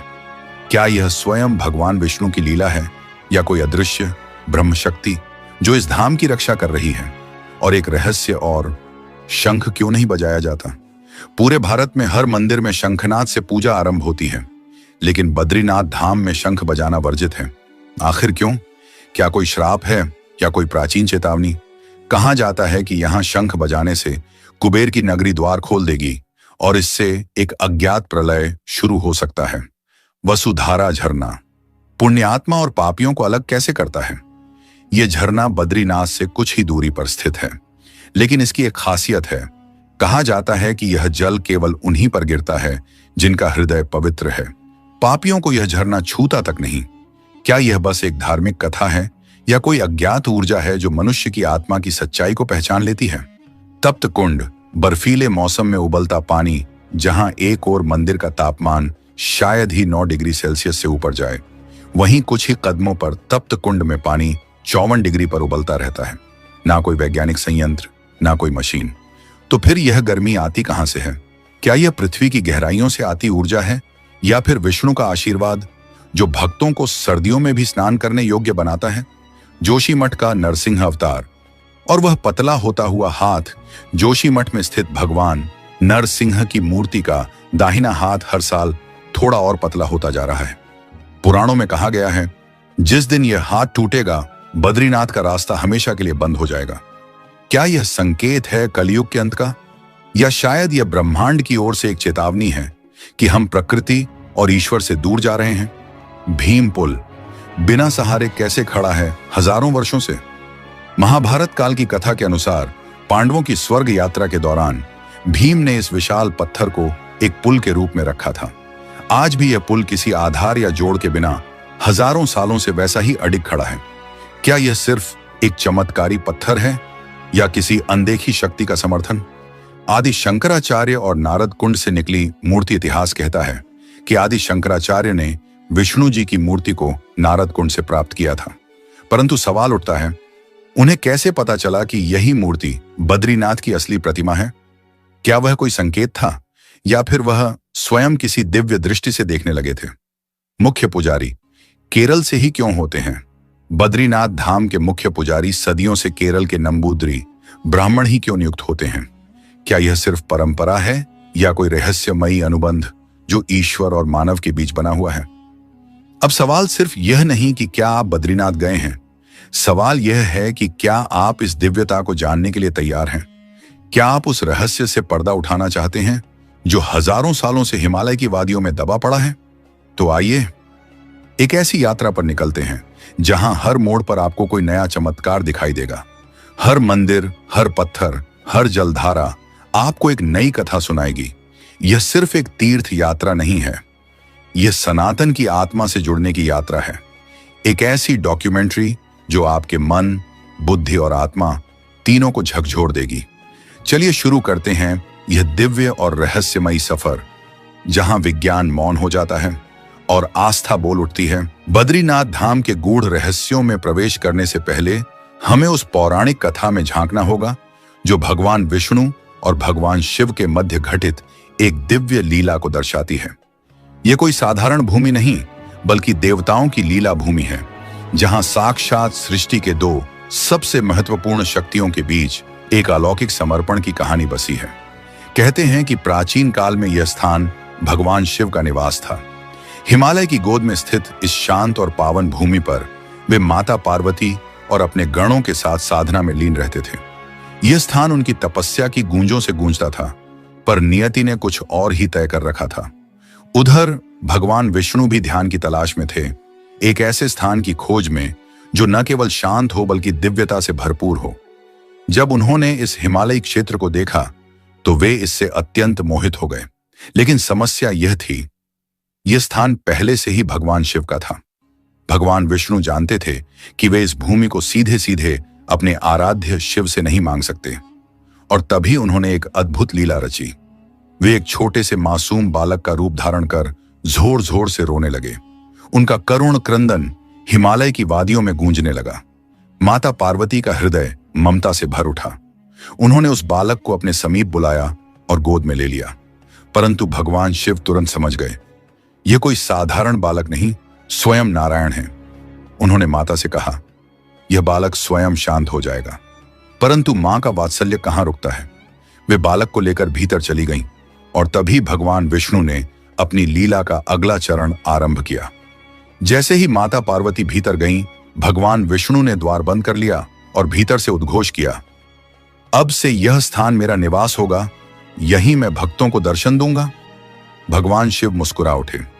उन्होंने कोई विरोध नहीं किया, क्योंकि वे स्वयं केदारनाथ जाने की तैयारी में थे, जहां उन्हें कलयुग के संकटों से भक्तों की रक्षा करनी थी। उन्होंने विष्णु को आशीर्वाद दिया और कहा, यह स्थान अब बद्रीनाथ धाम कहलाएगा। लोग यहां तुम्हें नारायण के रूप में पूजेंगे। और इस प्रकार शिव कैलाश की ओर प्रस्थान कर गए और बद्रीनाथ धाम की स्थापना हुई। किंवदंती है कि इस भव्य मंदिर का निर्माण स्वयं देव शिल्पी विश्वकर्मा ने देवताओं के आग्रह पर किया था। लेकिन सबसे अद्भुत रहस्य उस मूर्ति से जुड़ा है जो आज बद्रीनाथ मंदिर में विराजमान है। क्या आप जानते हैं, यह कोई साधारण मूर्ति नहीं, बल्कि शालिग्राम शिला से बनी स्वयंभू विष्णु प्रतिमा है, जिसके दर्शन मात्र से मोक्ष का मार्ग खुलता है। यह मूर्ति लगभग 1 मीटर लंबी है और इसे लेकर एक दिव्य कथा जुड़ी हुई है। कहा जाता है कि आदि शंकराचार्य ने 7वीं शताब्दी में अलकनंदा नदी से इस प्रतिमा को निकाला और मंदिर में पुनः स्थापित किया। लेकिन प्रश्न यह उठता है, उन्होंने इस मूर्ति को कैसे खोजा? क्या यह केवल संयोग था या किसी अलौकिक शक्ति का संकेत? 6ठी शताब्दी के आसपास, जब मंदिर की सुरक्षा की कोई व्यवस्थित व्यवस्था नहीं थी, तब बौद्धों और हूणों के आक्रमण का भय बहुत अधिक था। ऐसे में पुजारियों ने भगवान बद्री विशाल की दिव्य मूर्ति को अलकनंदा नदी में प्रवाहित कर दिया ताकि वह सुरक्षित रह सके। तब किसी ने नहीं सोचा था कि यह मूर्ति सदियों तक अदृश्य रहेगी। सैकड़ों वर्षों बाद जब आदि शंकराचार्य बद्रीनाथ पहुंचे तो उन्होंने वहां की आध्यात्मिक ऊर्जा को अनुभव किया और मूर्ति के बारे में जानकारी प्राप्त करनी चाहिए। पुजारियों ने बताया कि उनके पूर्वजों ने मूर्ति को प्रवाहित कर दिया था, परंतु दिशा अज्ञात थी। आदि शंकराचार्य ध्यान में लीन हो गए। गहन साधना के दौरान उन्हें एक दिव्य संकेत प्राप्त हुआ। उन्होंने बिना किसी संदेह के अलकनंदा नदी के नारद कुंड की ओर प्रस्थान किया। वह स्थान जो गहराई और रहस्य से भरपूर था। और फिर कुछ ऐसा हुआ जिसने सभी को स्तब्ध कर दिया। शंकराचार्य ने नारद कुंड में छलांग लगा दी। पुजारी घबरा गए। नारद कुंड में गिरना मृत्यु को आमंत्रित करने जैसा था, लेकिन शंकराचार्य कोई साधारण पुरुष नहीं थे। कुछ ही क्षणों में वे बाहर आए और उनके हाथों में थी वही दिव्य मूर्ति जिसे सदियों पहले प्रवाहित किया गया था। श्रद्धालुओं ने इसे चमत्कार माना और आज भी इसे वैसा ही माना जाता है। कपाट क्यों बंद होते हैं? अब सवाल आता है, बद्रीनाथ धाम के कपाट हर वर्ष 6 महीने के लिए क्यों बंद कर दिए जाते हैं? आम धारणा है कि अक्टूबर-नवंबर से इस क्षेत्र में भारी बर्फबारी होती है, जिससे रास्ते अवरुद्ध हो जाते हैं। श्रद्धालुओं की सुरक्षा को ध्यान में रखते हुए मंदिर बंद किया जाता है। लेकिन क्या यह केवल प्राकृतिक कारण है या इसके पीछे भी कोई दैवी योजना छिपी है? शास्त्रों के अनुसार जब कपाट बंद होते हैं, तब भगवान नारायण की पूजा देवता स्वयं करते हैं। तब जोशी मठ में स्थापित उत्सव मूर्ति की पूजा की जाती है, ताकि धरती पर भक्तों और आकाश में देवताओं दोनों के बीच आराधना बनी रहे। यह केवल एक धार्मिक स्थल नहीं, बल्कि भारतीय संस्कृति, आस्था और अलौकिकता का जीता जागता प्रतीक है। यहाँ हर पत्थर, हर हवा की सरसराहट, हर नदी की धारा किसी न किसी रहस्य को अपने भीतर समेटे हुए है। और यही रहस्य इसे एक साधारण धाम नहीं, बल्कि साक्षात दिव्य भूमि बनाते हैं, जहां जाकर आत्मा को शांति और हृदय को मोक्ष का आभास होता है। जब हिमालय की वादियों में बर्फ की चादर बिछ जाती है और मौसम अपने रौद्र रूप में आ जाता है, तब बद्रीनाथ मंदिर के कपाट बंद कर दिए जाते हैं। लेकिन क्या आपने कभी सोचा है, जब मंदिर के पट बंद होते हैं, वहां कोई पुजारी नहीं, कोई भक्त नहीं और ना ही कोई दीप जलाने वाला होता है, तो फिर वो अखंड ज्योति 6 महीने तक जलती कैसे रहती है? हर साल विजयदशमी के दिन कपाट बंद करने की तिथि घोषित की जाती है और अक्षय तृतीया के शुभ अवसर पर फिर से खोले जाते हैं। इस दौरान पूजा अर्चना का सारा कार्य जोशी मठ में स्थित भगवान नृसिंह के मंदिर में बद्री विशाल की उत्सव मूर्ति के माध्यम से किया जाता है। लेकिन असली रहस्य तो उस दिव्य ज्योति में छिपा है, जो किसी चमत्कार से कम नहीं। 6 महीने तक जलती है एक अदृश्य लौ, बिना तेल, बिना बाती। बद्रीनाथ मंदिर की यह अखंड ज्योति एक ऐसी रहस्यमयी शक्ति का प्रतीक है जिसे आज तक विज्ञान भी पूरी तरह समझ नहीं पाया। मंदिर बंद होने के बाद जब 6 महीने तक वहां कोई भी नहीं होता, तब भी यह ज्योति बिना किसी बाहरी साधन के जलती रहती है।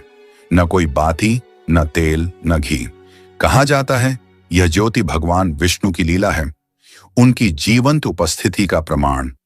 मान्यता है कि यह लौ स्वयं श्री हरि के तेज से प्रकाशित होती है और जब तक यह ज्योति जलती है, तब तक भगवान स्वयं वहां विराजमान रहते हैं। यही कारण है कि इस ज्योति के दर्शन को मोक्षदायिनी कहा जाता है। श्रद्धालुओं का मानना है कि जो भक्त सच्चे मन और श्रद्धा से इस ज्योति के दर्शन करता है, उसकी सभी बाधाएं दूर हो जाती हैं और उसे ईश्वर का साक्षात अनुभव होता है। एक और अद्भुत परंपरा, क्यों होते हैं केवल केरल के ब्राह्मण ही रावल? बद्रीनाथ धाम से जुड़ी एक और अनूठी परंपरा यह है कि यहाँ के मुख्य पुजारी, जिन्हें रावल कहा जाता है, केवल केरल के नंबूदरी-पद ब्राह्मण ही बन सकते हैं। आखिर ऐसा क्यों? इस प्रश्न का उत्तर हमें 7वीं शताब्दी की ओर ले जाता है, जब आदि शंकराचार्य ने इस मंदिर को पुनर्स्थापित किया। उन्होंने न केवल भगवान नारायण की मूर्ति को नारद कुंड से निकालकर मंदिर में स्थापित किया, बल्कि एक नई आध्यात्मिक दिशा की शुरुआत भी की। उनकी परिकल्पना थी उत्तर और दक्षिण भारत की संस्कृतियों के बीच संतुलन और आदान प्रदान। इसलिए उन्होंने नियम बनाया कि उत्तर भारत के प्रमुख तीर्थ स्थलों में दक्षिण भारतीय पुजारी होंगे और दक्षिण के मंदिरों में उत्तर भारतीय पुजारी। यही कारण है कि बद्रीनाथ के मुख्य पुजारी दक्षिण भारत के विशेष रूप से केरल से नियुक्त किए जाते हैं। रावल बनने से पहले पुजारी को नायब रावल के रूप में नियुक्त किया जाता है, जिससे वह मंदिर की हर परंपरा, रीति रिवाज और मंत्रोच्चारण की गहराई से जानकारी ले सके। इनका चयन बद्रीनाथ मंदिर समिति द्वारा बहुत सोच समझकर किया जाता है। मूर्ति को छूने की अनुमति केवल रावल को। क्यों? यहां एक और रहस्य जुड़ा है। मंदिर में स्थापित भगवान बद्री विशाल की मूर्ति को कोई भी आम व्यक्ति छू नहीं सकता। केवल रावल को ही यह अधिकार प्राप्त है।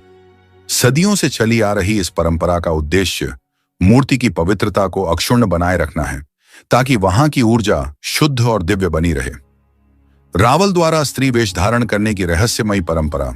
लेकिन बद्रीनाथ धाम की सबसे अनोखी और चौंकाने वाली परंपरा यह है कि यहाँ के मुख्य पुजारी यानी रावल को हर वर्ष 2 बार स्त्री वेश धारण करना पड़ता है।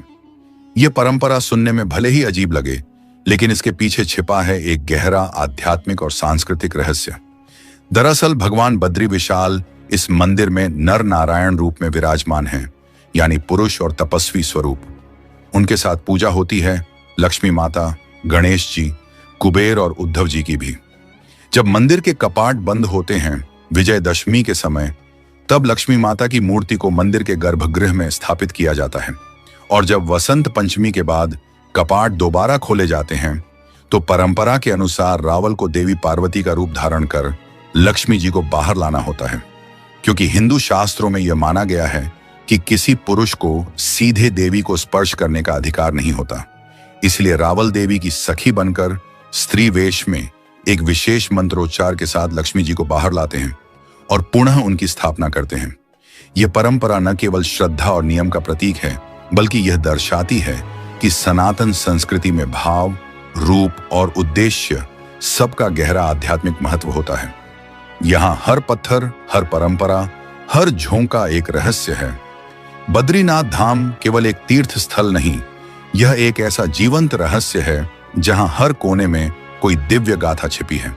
चाहे वो अखंड जलती ज्योति हो, दक्षिण भारत से आने वाले पुजारी हों, या फिर स्त्री वेश में देवी की सेवा, ये सब हमें ईश्वर की उस लीला का दर्शन कराते हैं जो समझ से नहीं, केवल श्रद्धा से अनुभव की जाती है। उत्तराखंड की पावन भूमि में स्थित बद्रीनाथ धाम केवल एक तीर्थ स्थल नहीं है, यह दिव्यता, रहस्य और चमत्कारों की जीवित प्रतीक है। यहाँ का हर पत्थर, हर धार, हर परंपरा एक पौराणिक कथा में बंधी हुई है। और ऐसी ही एक रहस्यमयी जगह है वसुधारा झरना। वसुधारा, जहां केवल पुण्य आत्माओं पर गिरता है। जल बद्रीनाथ धाम से लगभग 4 किलोमीटर की दूरी पर स्थित यह झरना 400 फीट की ऊंचाई से गिरता है। इसका जल अत्यंत शीतल और पवित्र माना जाता है, लेकिन इसे केवल एक सुंदर झरना मान लेना इसकी आध्यात्मिक गहराई को अनदेखा करना होगा। लोक मान्यता है कि वसुधारा झरने की बूंदें केवल उन्हीं पर गिरती हैं जिनका हृदय पवित्र होता है। यह झरना पापी या बुरे विचारों वाले व्यक्तियों को छूता भी नहीं, ऐसा कहा जाता है। इस मान्यता की जड़ें महाभारत काल से जुड़ी हुई हैं। जब महाभारत का महासंग्राम समाप्त हुआ, पांडवों ने अपनी अंतिम यात्रा स्वर्ग आरोहिणी यात्रा की शुरुआत की। इसी मार्ग में उन्होंने वसुधारा झरने के पास कुछ समय विश्राम किया था। कहा जाता है कि सहदेव ने यहीं अपने प्राण त्याग दिए। यह स्थान आज भी उस दिव्य स्मृति को संजोए हुए है। लेकिन सवाल उठता है, क्या यह झरना सच में पुण्यात्माओं को ही स्पर्श करता है? क्या यह केवल एक धार्मिक कथा है या इसके पीछे कोई वैज्ञानिक कारण भी छिपा है? कुछ वैज्ञानिक तर्क बताते हैं कि ऊंचाई से गिरता पानी हवा में अत्यंत बारीक कणों में बदल जाता है और यह सूक्ष्म बूंदें केवल उन्हीं लोगों को छूती हैं जो झरने के सटीक कोण पर खड़े होते हैं। लेकिन स्थानीय श्रद्धालु इसे ईश्वर की एक परीक्षा मानते हैं। एक संकेत कि कौन पवित्र आत्मा है और कौन नहीं। यह रहस्य ही वसुधारा झरने को केवल एक प्राकृतिक दृश्य नहीं बल्कि एक दिव्य अनुभव बनाता है। कुछ मान्यताओं के अनुसार यह झरना एक साधारण झरना नहीं बल्कि स्वर्ग का प्रवेश द्वार माना जाता है। क्या यह किसी दूसरे आयाम से जुड़ा हुआ स्थान है? यह प्रश्न आज भी अनुत्तरित है। भीम पुल शक्ति और आस्था का जीवित प्रतीक बद्रीनाथ धाम से कुछ ही दूरी पर एक और अद्भुत स्थान स्थित है, भीम पुल। यह पुल न केवल अपने विशाल आकार से हैरान करता है बल्कि इसकी पौराणिकता इसे अत्यंत पावन और रहस्यमय बनाती है। यह पुल एक ही विशाल शिला से बना हुआ है और माना जाता है कि इसका निर्माण किसी साधारण व्यक्ति ने नहीं बल्कि महाबली भीम ने स्वयं किया था। महाभारत कथा के अनुसार जब पांडव स्वर्गारोहण यात्रा पर निकले थे तो उनके मार्ग में सरस्वती नदी आ गई थी। इस नदी का वेग इतना तीव्र था कि द्रौपदी सहित अन्य पांडव उसे पार नहीं कर पा रहे थे। तब भीम ने अपनी असाधारण शक्ति का प्रयोग करते हुए एक विशाल शिला उठाई और नदी के दोनों किनारों पर रख दिया। यहीं से बना भीम पुल। सबसे हैरान करने वाली बात यह है कि आज भी इस पुल पर भीम की 5 उंगलियों के निशान देखे जा सकते हैं। कहा जाता है कि जब उन्होंने यह शिला उठाई थी तब उनके हाथों के दबाव से यह निशान अंकित हो गए। आज भी श्रद्धालु इन्हें देखकर भीम की शक्ति और उपस्थिति को अनुभव करते हैं। तुलसी प्रसाद जो कभी खराब नहीं होता। बद्रीनाथ धाम की महिमा केवल झरनों और शिलाओं तक सीमित नहीं, यहाँ का प्रसाद भी एक रहस्य से कम नहीं है। यहाँ तुलसी का प्रसाद वितरित किया जाता है, लेकिन यह तुलसी सामान्य तुलसी नहीं है। कहा जाता है कि यह प्रसाद कभी खराब नहीं होता, न ही इसकी सुगंध समाप्त होती है। आप इसे महीनों तक संभाल कर रख सकते हैं और यह वैसा ही ताजगीपूर्ण, सुगंधित और पवित्र बना रहता है। वैज्ञानिक दृष्टि से देखें तो तुलसी में एंटीबैक्टीरियल और एंटीऑक्सीडेंट गुण होते हैं, जिससे यह जल्दी सड़ती नहीं। लेकिन बद्रीनाथ के श्रद्धालु इसे केवल तुलसी नहीं, भगवान बद्री विशाल की कृपा का स्वरूप मानते हैं। यह तुलसी ठंडी जलवायु में ही उगाई जाती है और मंदिर में विशेष पूजा के बाद इसे प्रसाद के रूप में बांटा जाता है। मान्यता है कि इस तुलसी को ग्रहण करने से शारीरिक और मानसिक शुद्धता प्राप्त होती है।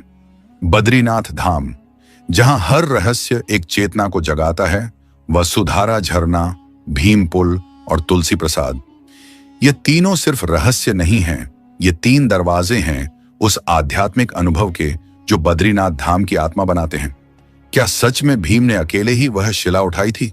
क्या वसुधारा झरना सच में पुण्य आत्माओं की पहचान करता है? क्या तुलसी प्रसाद की दिव्यता विज्ञान से परे है? इन सवालों के उत्तर शायद समय के गर्भ में छिपे हों, लेकिन एक बात निश्चित है, बद्रीनाथ धाम वह स्थान है जहां आस्था, चमत्कार और विज्ञान आपस में हाथ मिलाते हैं। बद्रीनाथ धाम के रहस्य, तप्त कुंड, शंखनाद और एक भविष्यवाणी जो सबको चौंका देती है। हिमालय की गोद में बसा एक पवित्र स्थल, बद्रीनाथ धाम, एक ऐसा स्थान जहां आस्था, रहस्य और चमत्कार साथ साथ चलते हैं। यहाँ के हर कण में कोई ना कोई कथा छिपी हुई है। ऐसी ही एक कथा जुड़ी है तप्त कुंड से, एक ऐसा कुंड जो अपने भीतर एक रहस्य को सहेजे हुए है। तप्त कुंड, जहां सूर्यदेव ने तपस्या की थी। चारों ओर बर्फ से ढके हुए पहाड़, हाड़ कंपा देने वाली ठंड और उसी बीच तप्त कुंड का गर्म पानी। यह नजारा किसी चमत्कार से कम नहीं लगता। मान्यता है कि यह सूर्यदेव का निवास स्थान है। भले ही तापमान माइनस में क्यों न चला जाए, तप्त कुंड का जल कभी ठंडा नहीं होता। पौराणिक कथाओं के अनुसार एक बार सूर्यदेव को भक्षक असुर के वध का पाप लग गया था। वे इस पाप से मुक्त होना चाहते थे। तब भगवान नारायण ने उन्हें बद्रीनाथ में तप करने का निर्देश दिया। सूर्यदेव ने इसी तप्त कुंड में कठोर तपस्या की और तभी से यह कुंड उनकी ऊर्जा से जागृत हो गया। आश्चर्य की बात यह है कि जब आप बाहर से इस पानी को छूते हैं तो यह बेहद गर्म महसूस होता है, लेकिन जैसे ही कोई इसमें स्नान करता है, यह जल शरीर के तापमान के अनुसार हो जाता है।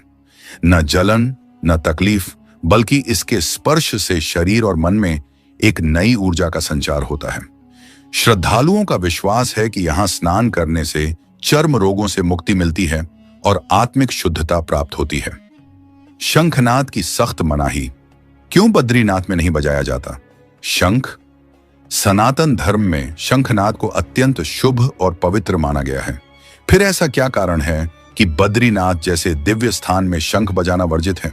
यह रहस्य जुड़ा है तुलसी भवन से, जहां एक बार माता लक्ष्मी ध्यान मग्न मुद्रा में थीं। उसी समय भगवान विष्णु ने शंखचूड़ नामक राक्षस का वध किया, लेकिन वे नहीं चाहते थे कि लक्ष्मी माता की साधना में कोई विघ्न पड़े, इसलिए उन्होंने उस समय शंखनाद नहीं किया। तभी से यह परंपरा बन गई कि बद्रीनाथ धाम में शंख नहीं बजाया जाएगा। आज तक इस नियम का पालन होता है। इस अलिखित नियम में भक्ति, संवेदनशीलता और श्रद्धा का एक गहरा संदेश छुपा है। एक भविष्यवाणी, क्या सच में बद्रीनाथ धाम एक दिन विलुप्त हो जाएगा? बद्रीनाथ धाम से लगभग 20 किलोमीटर दूर जोशीमठ में स्थित है भगवान नरसिंह जी का मंदिर।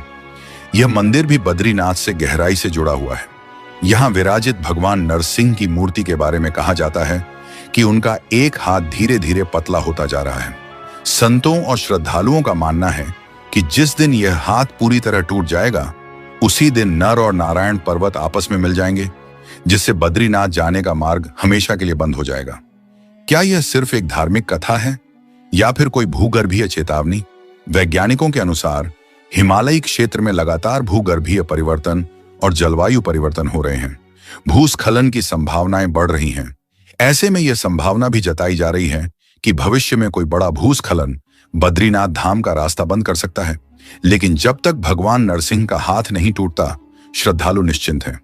उनकी आस्था अडिग है कि बद्रीनाथ धाम तब तक सुरक्षित रहेगा जब तक भगवान स्वयं इसकी रक्षा कर रहे हैं। बद्रीनाथ आस्था, विज्ञान और रहस्य का संगम है।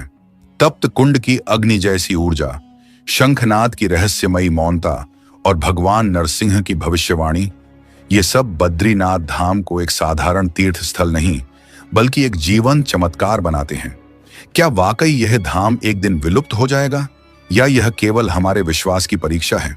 इन प्रश्नों के उत्तर शायद भविष्य के गर्भ में छिपे हों, लेकिन एक बात निश्चित है, बद्रीनाथ धाम तब तक जीवित रहेगा जब तक श्रद्धा जीवित है। तो साथियों, बद्रीनाथ धाम की यह रहस्यमयी गाथा केवल कहानियां नहीं हैं। ये वो पुल हैं जो हमें ईश्वर से जोड़ते हैं, हमारी आत्मा को झकझोरते हैं और हमारे विश्वास को मजबूत करते हैं। क्या आप कभी बद्रीनाथ धाम गए हैं या वहां जाने की मनोकामना रखते हैं? हमें कमेंट में जरूर बताइए। अगर आपको यह वीडियो पसंद आया हो तो लाइक करें, अपने मित्रों और परिवार के साथ शेयर करें और हमारे चैनल को सब्सक्राइब करना ना भूलें, ताकि हम आपके लिए और भी ऐसी अद्भुत, रहस्यमयी और प्रेरणादायक कहानियां लेकर आ सकें। हम फिर लौटेंगे एक नई आध्यात्मिक यात्रा के साथ। तब तक के लिए धन्यवाद, शुभकामनाएं और हर हर महादेव। क्या आपने कभी किसी ऐसी दुनिया की कल्पना की है जो आपकी सोच से परे है? एक ऐसी दुनिया जहां रात की खामोशी ही साधना का संगीत होती है, जहां शमशान घाट तपोभूमि बन जाता है, जहां डर और मृत्यु ज्ञान और मोक्ष के रास्ते खोलते हैं। नमस्कार दोस्तों, आज हम आपको लेकर चलने वाले हैं एक ऐसी यात्रा पर जहां आपके रोंगटे खड़े हो जाएंगे और आप खुद से पूछने लगेंगे, क्या ऐसा भी हो सकता है? हम बात कर रहे हैं उन लोगों की जो समाज की भीड़ से दूर, रात के अंधेरों में, मृत्यु के सन्नाटे में खुद को भुला चुके होते हैं। ये कोई साधारण लोग नहीं हैं, ये हैं अघोरी। लेकिन रुकिए, क्या अघोरी सच में वो हैं जो हम टीवी या फिल्मों में देखते हैं? क्या वे सच में मुर्दों के साथ रहते हैं? क्या वे तंत्र मंत्र के झाता होते हैं या किसी गहरे राज को छुपाए हुए चलते हैं? आज हम खोलने वाले हैं अघोरियों की रहस्यमयी दुनिया का वो दरवाजा, जिसके पीछे छुपे हैं ऐसे सच जिनसे आम इंसान शायद कभी रूबरू नहीं हो पाता। इस सृष्टि में अनगिनत रहस्य छुपे हुए हैं, लेकिन कुछ रहस्य ऐसे होते हैं जिन्हें जानना तो दूर, उनके करीब जाने का साहस भी बहुत कम लोग कर पाते हैं। और उन्हीं में से एक है अघोरियों की दुनिया। जब कोई अघोरी शब्द सुनता है तो अक्सर मन में एक अजीब डर, एक रहस्यमयी छवि उभर आती है। काले कपड़े, श्मशान की राख, हाथ में खोपड़ी और आंखों में एक अलग ही जादू। पर क्या आपने कभी सोचा है कि यह सब प्रतीक मात्र हैं या इनके पीछे कोई गहरी साधना छिपी है? अघोरी वह होता है जो संसार के हर द्वंद से परे होता है, न अच्छा न बुरा, न पवित्र न अपवित्र। उसकी नजर में सब समान है। उसके लिए न शव से डर है, न जीवन से मोह। वह मृत्यु के साथ बैठता है क्योंकि वह जानना चाहता है मौत की असली परिभाषा। वह श्मशान में ध्यान करता है क्योंकि वहां न कोई दिखावा होता है, न कोई भ्रम। वहां केवल सत्य होता है, और यही सत्य उसकी साधना का मूल होता है। कहा जाता है कि असली अघोरी न केवल मृत देह के पास ध्यान करता है, बल्कि कभी कभी वह शवों का उपयोग अपनी साधना की उच्चतम अवस्था प्राप्त करने के लिए भी करता है। लेकिन दोस्तों, सवाल यह भी उठता है, क्या यह केवल किसी सनकी की कल्पना है या वास्तव में ऐसा कुछ होता है? क्या सच में अघोरी उस रहस्य को जानते हैं जिसे हम जीवन और मृत्यु के बीच खोजते हैं? ऐसे कई प्रश्न हैं जो इस दुनिया को आम इंसानों के लिए डरावना बना देते हैं, लेकिन अघोरी के लिए यही डर, यही मृत्यु उसका ध्यान है, उसकी तपस्या है। अघोरी पंथ की नींव रखी थी स्वयं भगवान शिव ने। कहा जाता है कि जब देवता, असुर और मनुष्य सभी भ्रम में थे, तब शिव ने अघोर पंथ का मार्ग खोला, जिसका उद्देश्य था मनुष्य को उसके अंदर छिपे सत्य से मिलवाना। और इस पंथ में सबसे आवश्यक होता है वैराग्य, हर उस चीज से मुक्ति जो इंसान को बांधती है। बाबा कीनाराम अघोरी परंपरा के आदि स्तंभ है। शास्त्रों में कहा गया है कि श्मशान की निःशब्दता में जब कोई मन एकाग्र होता है तो साधना सबसे तेज गति से फल देती है। और यही कारण है कि अघोरी परंपरा में श्मशान का विशेष स्थान है। हम जान चुके हैं कि भगवान शिव ने ही अघोर पंथ की नींव रखी थी, लेकिन एक सवाल हमेशा उठता है, आज के युग में वो कौन है जिनसे हर अघोरी अपने मार्ग की प्रेरणा लेता है? इस सवाल का उत्तर है बाबा कीनाराम। अघोर साधना के मार्ग में बाबा कीनाराम को आधुनिक युग का पथ प्रदर्शक माना जाता है। हर सच्चा अघोरी उन्हें अपने आध्यात्मिक कुलगुरु की तरह देखता है। बाबा कीनाराम की रहस्यमयी जन्म कथा उत्तर प्रदेश के रामगढ़ नामक छोटे से गांव में सन 1668 में एक बालक ने जन्म लिया। पर यह कोई साधारण जन्म नहीं था। भाद्रपद मास की कृष्ण पक्ष चतुर्दशी, जो कि शिव साधना के लिए अत्यंत शुभ मानी जाती है, उसी दिन बाबा कीनाराम का जन्म हुआ। लेकिन उनकी पहली ही सांस से अजीब घटनाएं घटने लगीं। नवजात बालक के पूरे 32 दांत पहले से ही उपस्थित थे, जो चिकित्सा शास्त्र की दृष्टि से अत्यंत दुर्लभ घटना है। और फिर वो 3 दिन तक ना रोए, न मां का दूध पिया। चौथे दिन अज्ञात दिशा से 3 साधु आए, बालक को गोद में लिया, उसके कान में कुछ कहा और तभी वह रो पड़ा और मां का दूध पीने लगा। गांव वालों के लिए यह एक संकेत था, यह बालक असाधारण है। आध्यात्म की ओर झुकाव और दीक्षा, बचपन से ही उनका मन सांसारिक सुखों से विरक्त रहा। कम उम्र में ही उन्होंने सन्यास का मार्ग चुन लिया और एक महान अघोरी गुरु बाबा कालूराम की शरण में अघोर साधना का अभ्यास आरंभ किया। उनकी साधना इतनी प्रचंड थी कि कई स्थानों पर उन्होंने कठोर तप किया और धीरे धीरे अद्भुत सिद्धियां प्राप्त की। कहते हैं, जहां साधारण साधक वर्षों में भी प्रवेश नहीं कर पाते, बाबा कीनाराम वहां कुछ ही समय में पहुंच जाते थे। काशी में राजा चेत सिंह का अपमान और अघोरी का श्राप एक समय की बात है। काशी में राजा चेत सिंह का दरबार सजा हुआ था। शिव अभिषेक का आयोजन था, विद्वान और पुरोहित उपस्थित थे। उसी समय बाबा कीनाराम वहां पहुंचे, साथ में एक गधा और एक बिल्ली। दरबार में मौजूद दरबारियों ने उनकी वेशभूषा देख व्यंग्य किया। राजा ने भी कहा, यह अघोरी यहां क्यों आया है? यहां ज्ञान की बात हो रही है। बाबा मुस्कुराए और बोले, पहले मेरे गड्ढे से वेद तो सुन लो, फिर मुझे टोकना।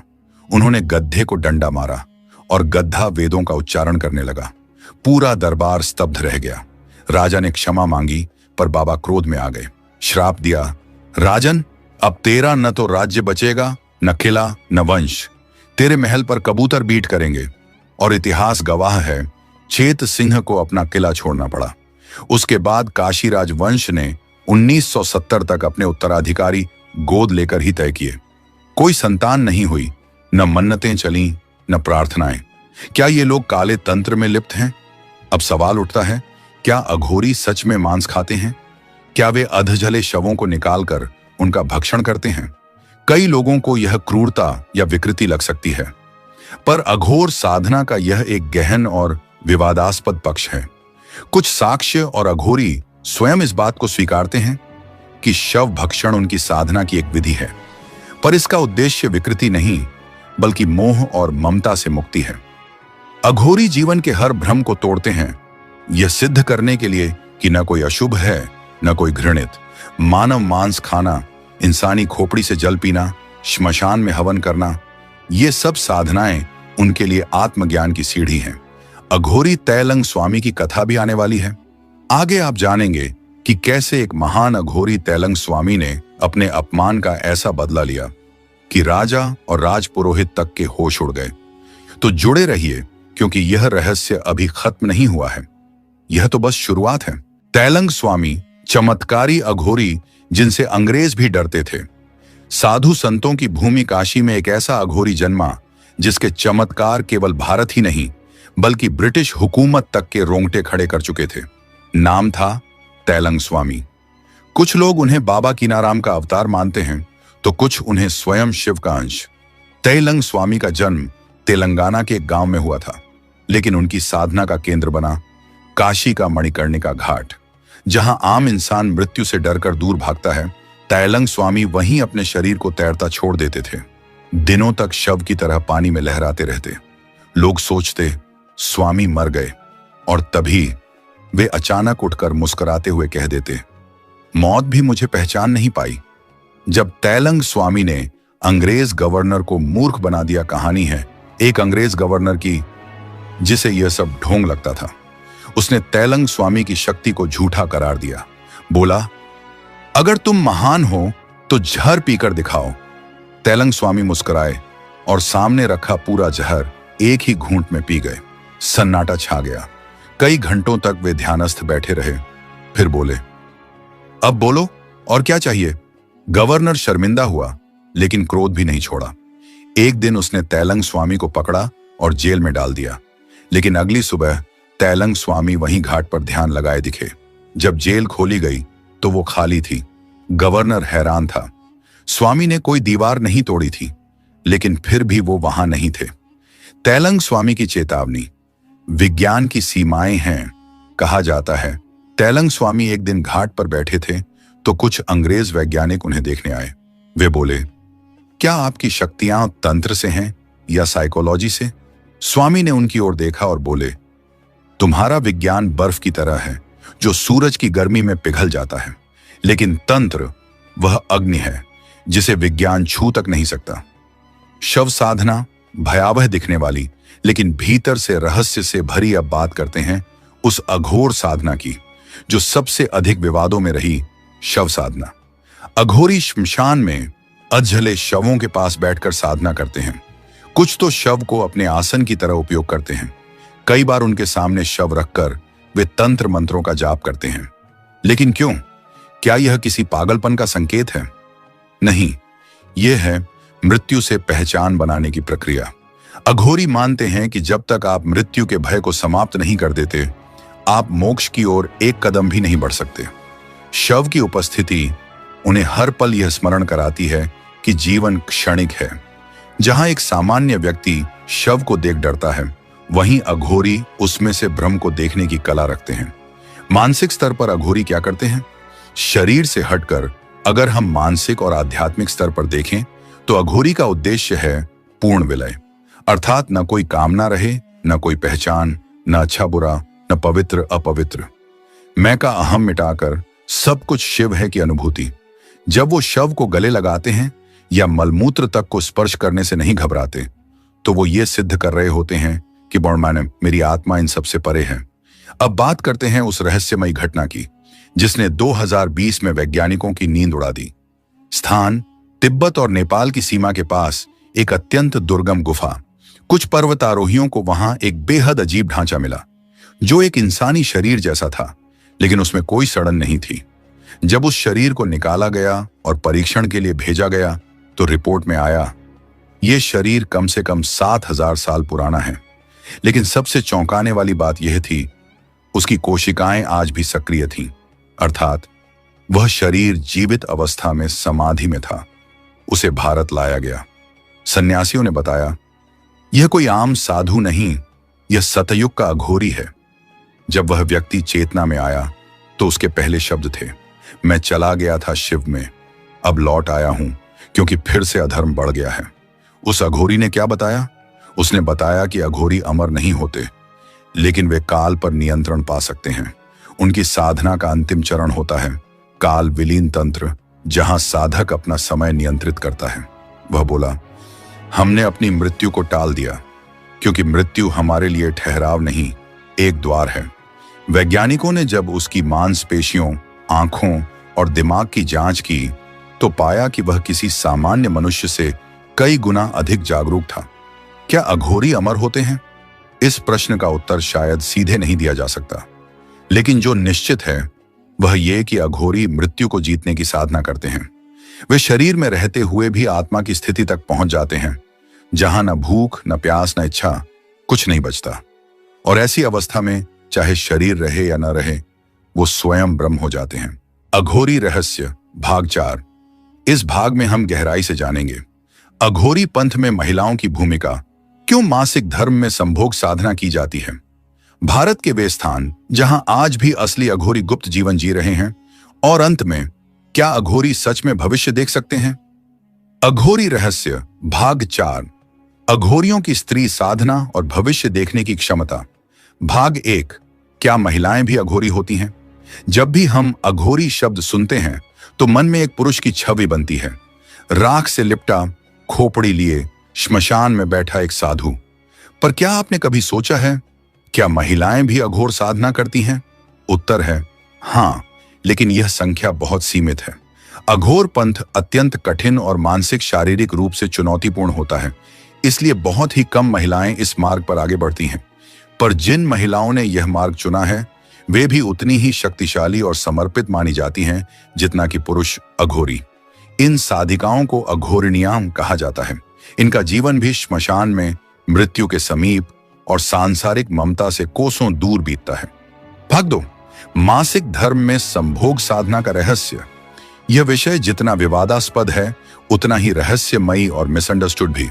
कुछ लोगों ने सुना होगा कि अघोरी मासिक धर्म के दौरान संभोग साधना करते हैं। यह सुनते ही दिमाग में एक अजीब सी घृणा या फिर अनैतिकता का भाव आ सकता है, परंतु अघोर पंथ में यह क्रिया भी एक अत्यंत गूढ़ साधना का हिस्सा होती है। पर क्यों? अघोर दर्शन कहता है कि जहां पूरी दुनिया घृणा करे वहीं साधक को जाना चाहिए, क्योंकि वहीं मोह छिपा होता है और वहीं सत्य दबा होता है। मासिक धर्म को समाज में अपवित्र माना गया, इसलिए अघोरी उसी अवस्था में संभोग साधना करते हैं ताकि पवित्र और अपवित्र के भेद मिट जाएं। यह साधना किसी भोग के लिए नहीं होती, बल्कि यह एक शक्ति जागरण प्रक्रिया होती है। तांत्रिक दृष्टि से मासिक धर्म के समय स्त्री की शक्ति सबसे प्रबल होती है। उस अवस्था में जब संभोग तंत्र द्वारा नियंत्रित रूप से किया जाए तो साधक को मूलाधार से सहस्रार तक ऊर्जा चक्रों की सीधी प्राप्ति होती है। इस साधना की शर्तें क्या होती हैं? साधिका की पूर्ण सहमति और साधना में दीक्षा कोई वासना नहीं, केवल ध्यान अवस्था। साधक और साधिका दोनों पूर्ण ब्रह्मचर्य और संयम से साधना करते हैं। यह क्रिया पूर्णिमा या अमावस्या की रात श्मशान में ही की जाती है, ध्यान दें। इसका उद्देश्य सिर्फ कुंडलिनी जागरण और मोह का नाश है। यह साधना केवल उच्चतम स्तर के तांत्रिक या अघोरी ही करते हैं। भाग 3। वे स्थान जहां आज भी असली अघोरी मौजूद हैं। अब बात करते हैं उन स्थानों की जहां आज भी सच्चे अघोरी तपस्या में लीन हैं। अधिकतर अघोरी गुप्त रूप से रहते हैं। वे आम जीवन से दूर, कुदरत के बीच और समाज की नजरों से छिपे रहते हैं। 1. त्र्यंबकेश्वर, महाराष्ट्र। यहां गुप्त श्मशान घाटों पर रात को साधना करने वाले अघोरी आज भी देखे जाते हैं। 2. गिरनार पर्वत, गुजरात। यह क्षेत्र तपस्वियों की भूमि है। गिरनार की गुफाओं में अघोरियों की साधना आज भी होती है। 3. कामाख्या देवी मंदिर, असम। यह शक्ति की भूमि है। अघोरी यहां तंत्र और रात्रि साधना के लिए आते हैं, विशेषकर अंबुबाची मेले के दौरान। 4. वाराणसी, उत्तर प्रदेश। काशी। क्या अघोरी भविष्य देख सकते हैं? यह सवाल बहुत बार पूछा जाता है। क्या अघोरी भविष्य की घटनाओं को जान सकते हैं? इसका उत्तर है संभावित रूप से हां, क्योंकि अघोरी अपनी साधना के माध्यम से अपने चित्त को कालातीत कर लेते हैं। जब मन वर्तमान, भूत और भविष्य की सीमाओं से ऊपर उठ जाए तो आने वाली घटनाएं सिर्फ समय नहीं बल्कि तथ्य बन जाती हैं। कई प्राचीन ग्रंथों में उल्लेख है कि अघोरी अपने ध्यान में भविष्य के दृश्यों को देख सकते हैं। तैलंग स्वामी से लेकर बाबा कीनाराम तक कई बार उन्होंने भविष्यवाणी की जो बाद में सच साबित हुई। एक रहस्यमयी कथा। जब अघोरी ने मौत की तारीख बताई, एक जमींदार बाबा कीनाराम से मिलने आया। उसकी पत्नी गंभीर रूप से बीमार थी। उसने विनती की, बाबा, मेरी पत्नी को बचा लीजिए। बाबा ने आंखें बंद की और बोले, तेरी पत्नी अब नहीं बचेगी। वह चंद्र ग्रहण की रात को अंतिम सांस लेगी, लेकिन वह तुम्हें एक संदेश दे जाएगी। ठीक वैसा ही हुआ। ग्रहण की रात उस स्त्री ने अंतिम सांस ली और मरने से पहले उसने कहा, बाबा ने मुझे दर्शन दिए और कहा कि अगला जन्म साधना का होगा। इस बात ने जमींदार को वैराग्य की राह पर मोड़ दिया। अघोरी क्यों रहस्य बनकर रह जाते हैं? क्योंकि वे सामाजिक ढांचे के बाहर हैं। वे ना नियम मानते हैं, ना रीति। उनके लिए धर्म वही है जो उन्हें आत्मा से जोड़ दे। इसलिए वे हमारे लिए रहस्य हैं, पर खुद के लिए पूर्ण स्पष्टता। अंतिम विचार, हमें क्या सीखना चाहिए? 1. जीवन और मृत्यु ये केवल द्वार हैं, मंजिल नहीं। 2. हर चीज में पवित्रता है, अगर दृष्टि पवित्र हो। 3. भय को जीतना है तो भय के बीच जाना होगा। 4. असली मोक्ष मोह से मुक्ति है, न किसी कर्म कांड में, न किसी दिखावे में। अघोरी का रहस्य भाग 5। इस भाग में हम विस्तार से जानेंगे अघोरी मृत्यु के बाद की यात्रा को कैसे देखते हैं। क्या वे आत्मा से बात कर सकते हैं? शव के माध्यम से आत्मा को बुलाना, रहस्य और साधना, और सबसे अंत में अघोरी बनना क्यों इतना कठिन है। अघोरी का रहस्य भाग 5। मृत्यु के पार, आत्मा से संपर्क और अंतिम अघोर परीक्षा। मृत्यु अंत नहीं, एक अगला द्वार है। अघोरी दृष्टिकोण, अघोर दर्शन मृत्यु को समाप्ति नहीं मानता। अघोरी कहते हैं कि जिस दिन इंसान मौत से डरना छोड़ देता है, उसी दिन उसके असली जीवन की शुरुआत होती है। अघोरी मृत्यु को न तो शोक का कारण मानते हैं, न ही डरावना अनुभव, बल्कि वे इसे आत्मा के अगले स्तर की यात्रा मानते हैं। उनके लिए मृत्यु एक ऐसा दरवाजा है जहां से आत्मा या तो नए शरीर की ओर जाती है या फिर मुक्त हो जाती है। इसलिए वे श्मशान को साधना की भूमि बनाते हैं। वो जहां आम इंसान जलते शव देखकर पीछे हटता है, वहीं अघोरी वहीं बैठकर ध्यान करते हैं। उनकी साधना का केंद्र ही होता है मृत्यु का आमंत्रण। श्मशान में आत्मा से संवाद, क्या यह संभव है? अब प्रश्न उठता है, क्या अघोरी आत्मा से बात कर सकते हैं? इसका उत्तर है आश्चर्यजनक रूप से हां। अघोरी मानते हैं कि जब शरीर मर जाता है, तब भी आत्मा कुछ समय तक आसपास रहती है, विशेष रूप से जब मृत्यु अचानक हो या इच्छाएं अधूरी हों। इसी अवस्था में एक अनुभवी अघोरी आत्मा से संवाद स्थापित कर सकता है। यह संवाद शब्दों से नहीं होता, बल्कि ऊर्जा और कंपन, वाइब्रेशंस के माध्यम से होता है। अघोरी भूत शांति साधना या प्रेत साक्षात्कार जैसी साधनाओं से इस प्रक्रिया को अंजाम देते हैं। कैसे होती है आत्मा से बातचीत? चरण 1, श्मशान की रात। विशेष रूप से अमावस्या या ग्रहण की रात का चुनाव किया जाता है। अघोरी शव के पास आसन लगाते हैं और विशेष यंत्र बनाते हैं। चरण 2, प्रेत मंत्र जाप। श्री प्रेतात्मा वंदनम, काल भैरव कवच और अन्य गूढ़ मंत्रों से वे आत्मा को आमंत्रित करते हैं। चरण 3, ऊर्जा का प्रवेश। जब आत्मा संपर्क करती है तो आसपास का वातावरण अचानक ठंडा हो जाता है। कभी कभी खोपड़ी में कंपन होने लगता है या दीपक स्वयं बुझ जाते हैं। चरण 4, संवाद। अनुभवी अघोरी उस ऊर्जा के माध्यम से सवाल पूछते हैं। उत्तर कभी ध्वनि, कंपन या छवि के रूप में मिलते हैं। यह साधना अत्यंत जोखिम भरी होती है। यदि मन चंचल हुआ या साधना अधूरी रही तो आत्मा का प्रकोप भी हो सकता है। मृत्यु शव साधना से आत्मा को बुलाना। गहन तंत्र प्रक्रिया। अब बात करते हैं उस भयावह माने जाने वाली साधना की, जिसमें अघोरी शव के माध्यम से आत्मा को बुलाते हैं। इस साधना का नाम है शवावेश साधना। इसमें शव को यंत्र बनाया जाता है और उस पर विशेष चक्र और तांत्रिक रेखाएं बनाई जाती हैं। फिर शव के मस्तक पर भस्म और मुंह में विशेष मंत्रों से जल डाला जाता है। उसके बाद साधक अपनी ऊर्जा से उस आत्मा को वापस कुछ क्षणों के लिए शरीर में बुलाता है। इसका उद्देश्य आत्मा से प्रश्न करना होता है, क्या तुम्हारा कोई अधूरा कार्य है? क्या तुम मुक्त होना चाहते हो? क्या कोई संदेश है? साधना के अंत में आत्मा को पुनः सम्मान सहित विदा किया जाता है। यदि ऐसा न किया जाए तो आत्मा अटक सकती है और भयावह रूप ले सकती है। क्या यह विज्ञान से परे है? 2022 में एक फ्रेंच वैज्ञानिक टीम ने काशी में श्मशान के पास 3 दिनों तक अघोरी साधना को लेकर रिसर्च किया। उन्होंने थर्मल कैमरा, इंफ्रारेड और फ्रीक्वेंसी मीटर लगाए। रात को जब एक अघोरी ध्यानस्थ हुआ तो तापमान अचानक 11 डिग्री सेल्सियस गिरा। हवा की दिशा उल्टी हो गई। कैमरा में एक घूमती हुई ऊर्जा आकृति दिखी और डिवाइस पर कुछ ऐसे सिग्नल मिले जिन्हें डिकोड नहीं किया जा सका। वैज्ञानिकों ने माना यह कोई साधारण मानसिक खेल नहीं, बल्कि कोई ऐसा आयाम है जो अभी तक विज्ञान की पकड़ में नहीं आया। अघोरी बनना इतना कठिन क्यों होता है? यह जीवन किसी सनक या क्यूरियोसिटी से नहीं जिया जा सकता। एक अघोरी बनने के लिए चाहिए 1. मोह का संपूर्ण त्याग। न परिवार, न शरीर, न समाज, न नाम, कुछ नहीं। यहां तक कि अहम को भी त्याग देना होता है। 2. मृत्यु के सन्निकट रहना, श्मशान में रहना, मृत शरीर के पास ध्यान करना, कफन में लिपटे शव के पास हवन करना, यह रोज का जीवन बन जाता है। 3. तंत्र का संपूर्ण ज्ञान, मंत्र, यंत्र और तंत्र की सिद्धि, गलती की कोई गुंजाइश नहीं। 4. गुरु की कृपा। बिना गुरु के अघोरी साधना घातक है। गुरु ही सही मार्ग दिखाता है और आत्मा की रक्षा करता है। 5. स्वयं को मिटा देना। अघोरी का अर्थ ही है जो कुछ भी घृणित है वह मेरे भीतर है, अब मैं शिव हूं। एक अंतिम कथा।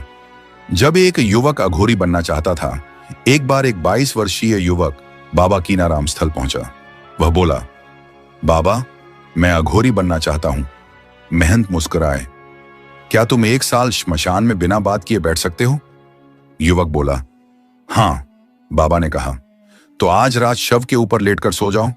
अगर कल सूरज के निकलने तक तुम जीवित रहे तो पहला चरण पार मानूंगा। युवक शव के ऊपर लेटा। घंटे बीते, डर बढ़ता गया। रात को शव का हाथ हिला, वो चीख कर भाग गया। अगली सुबह बाबा बोले, अघोरी बनना सिर्फ कहने से नहीं होता, इसके लिए आत्मा को मरना पड़ता है। अंतिम शब्द। क्या हमें डरना चाहिए या सम्मान करना चाहिए? अघोरी वो हैं जो इस संसार के हर उस द्वार को पार कर चुके हैं जहां आम इंसान झांकने से भी डरता है। वे हमारे लिए भयावह हो सकते हैं, लेकिन सच्चाई ये है कि वे मानव आत्मा की सबसे कठिन परीक्षा पास कर चुके होते हैं। उनकी साधना, उनका जीवन हमें सिखाता है जीवन केवल सांसों का खेल नहीं है। मृत्यु ही एकमात्र सत्य है और मोक्ष तभी मिलेगा जब डर से सामना होगा।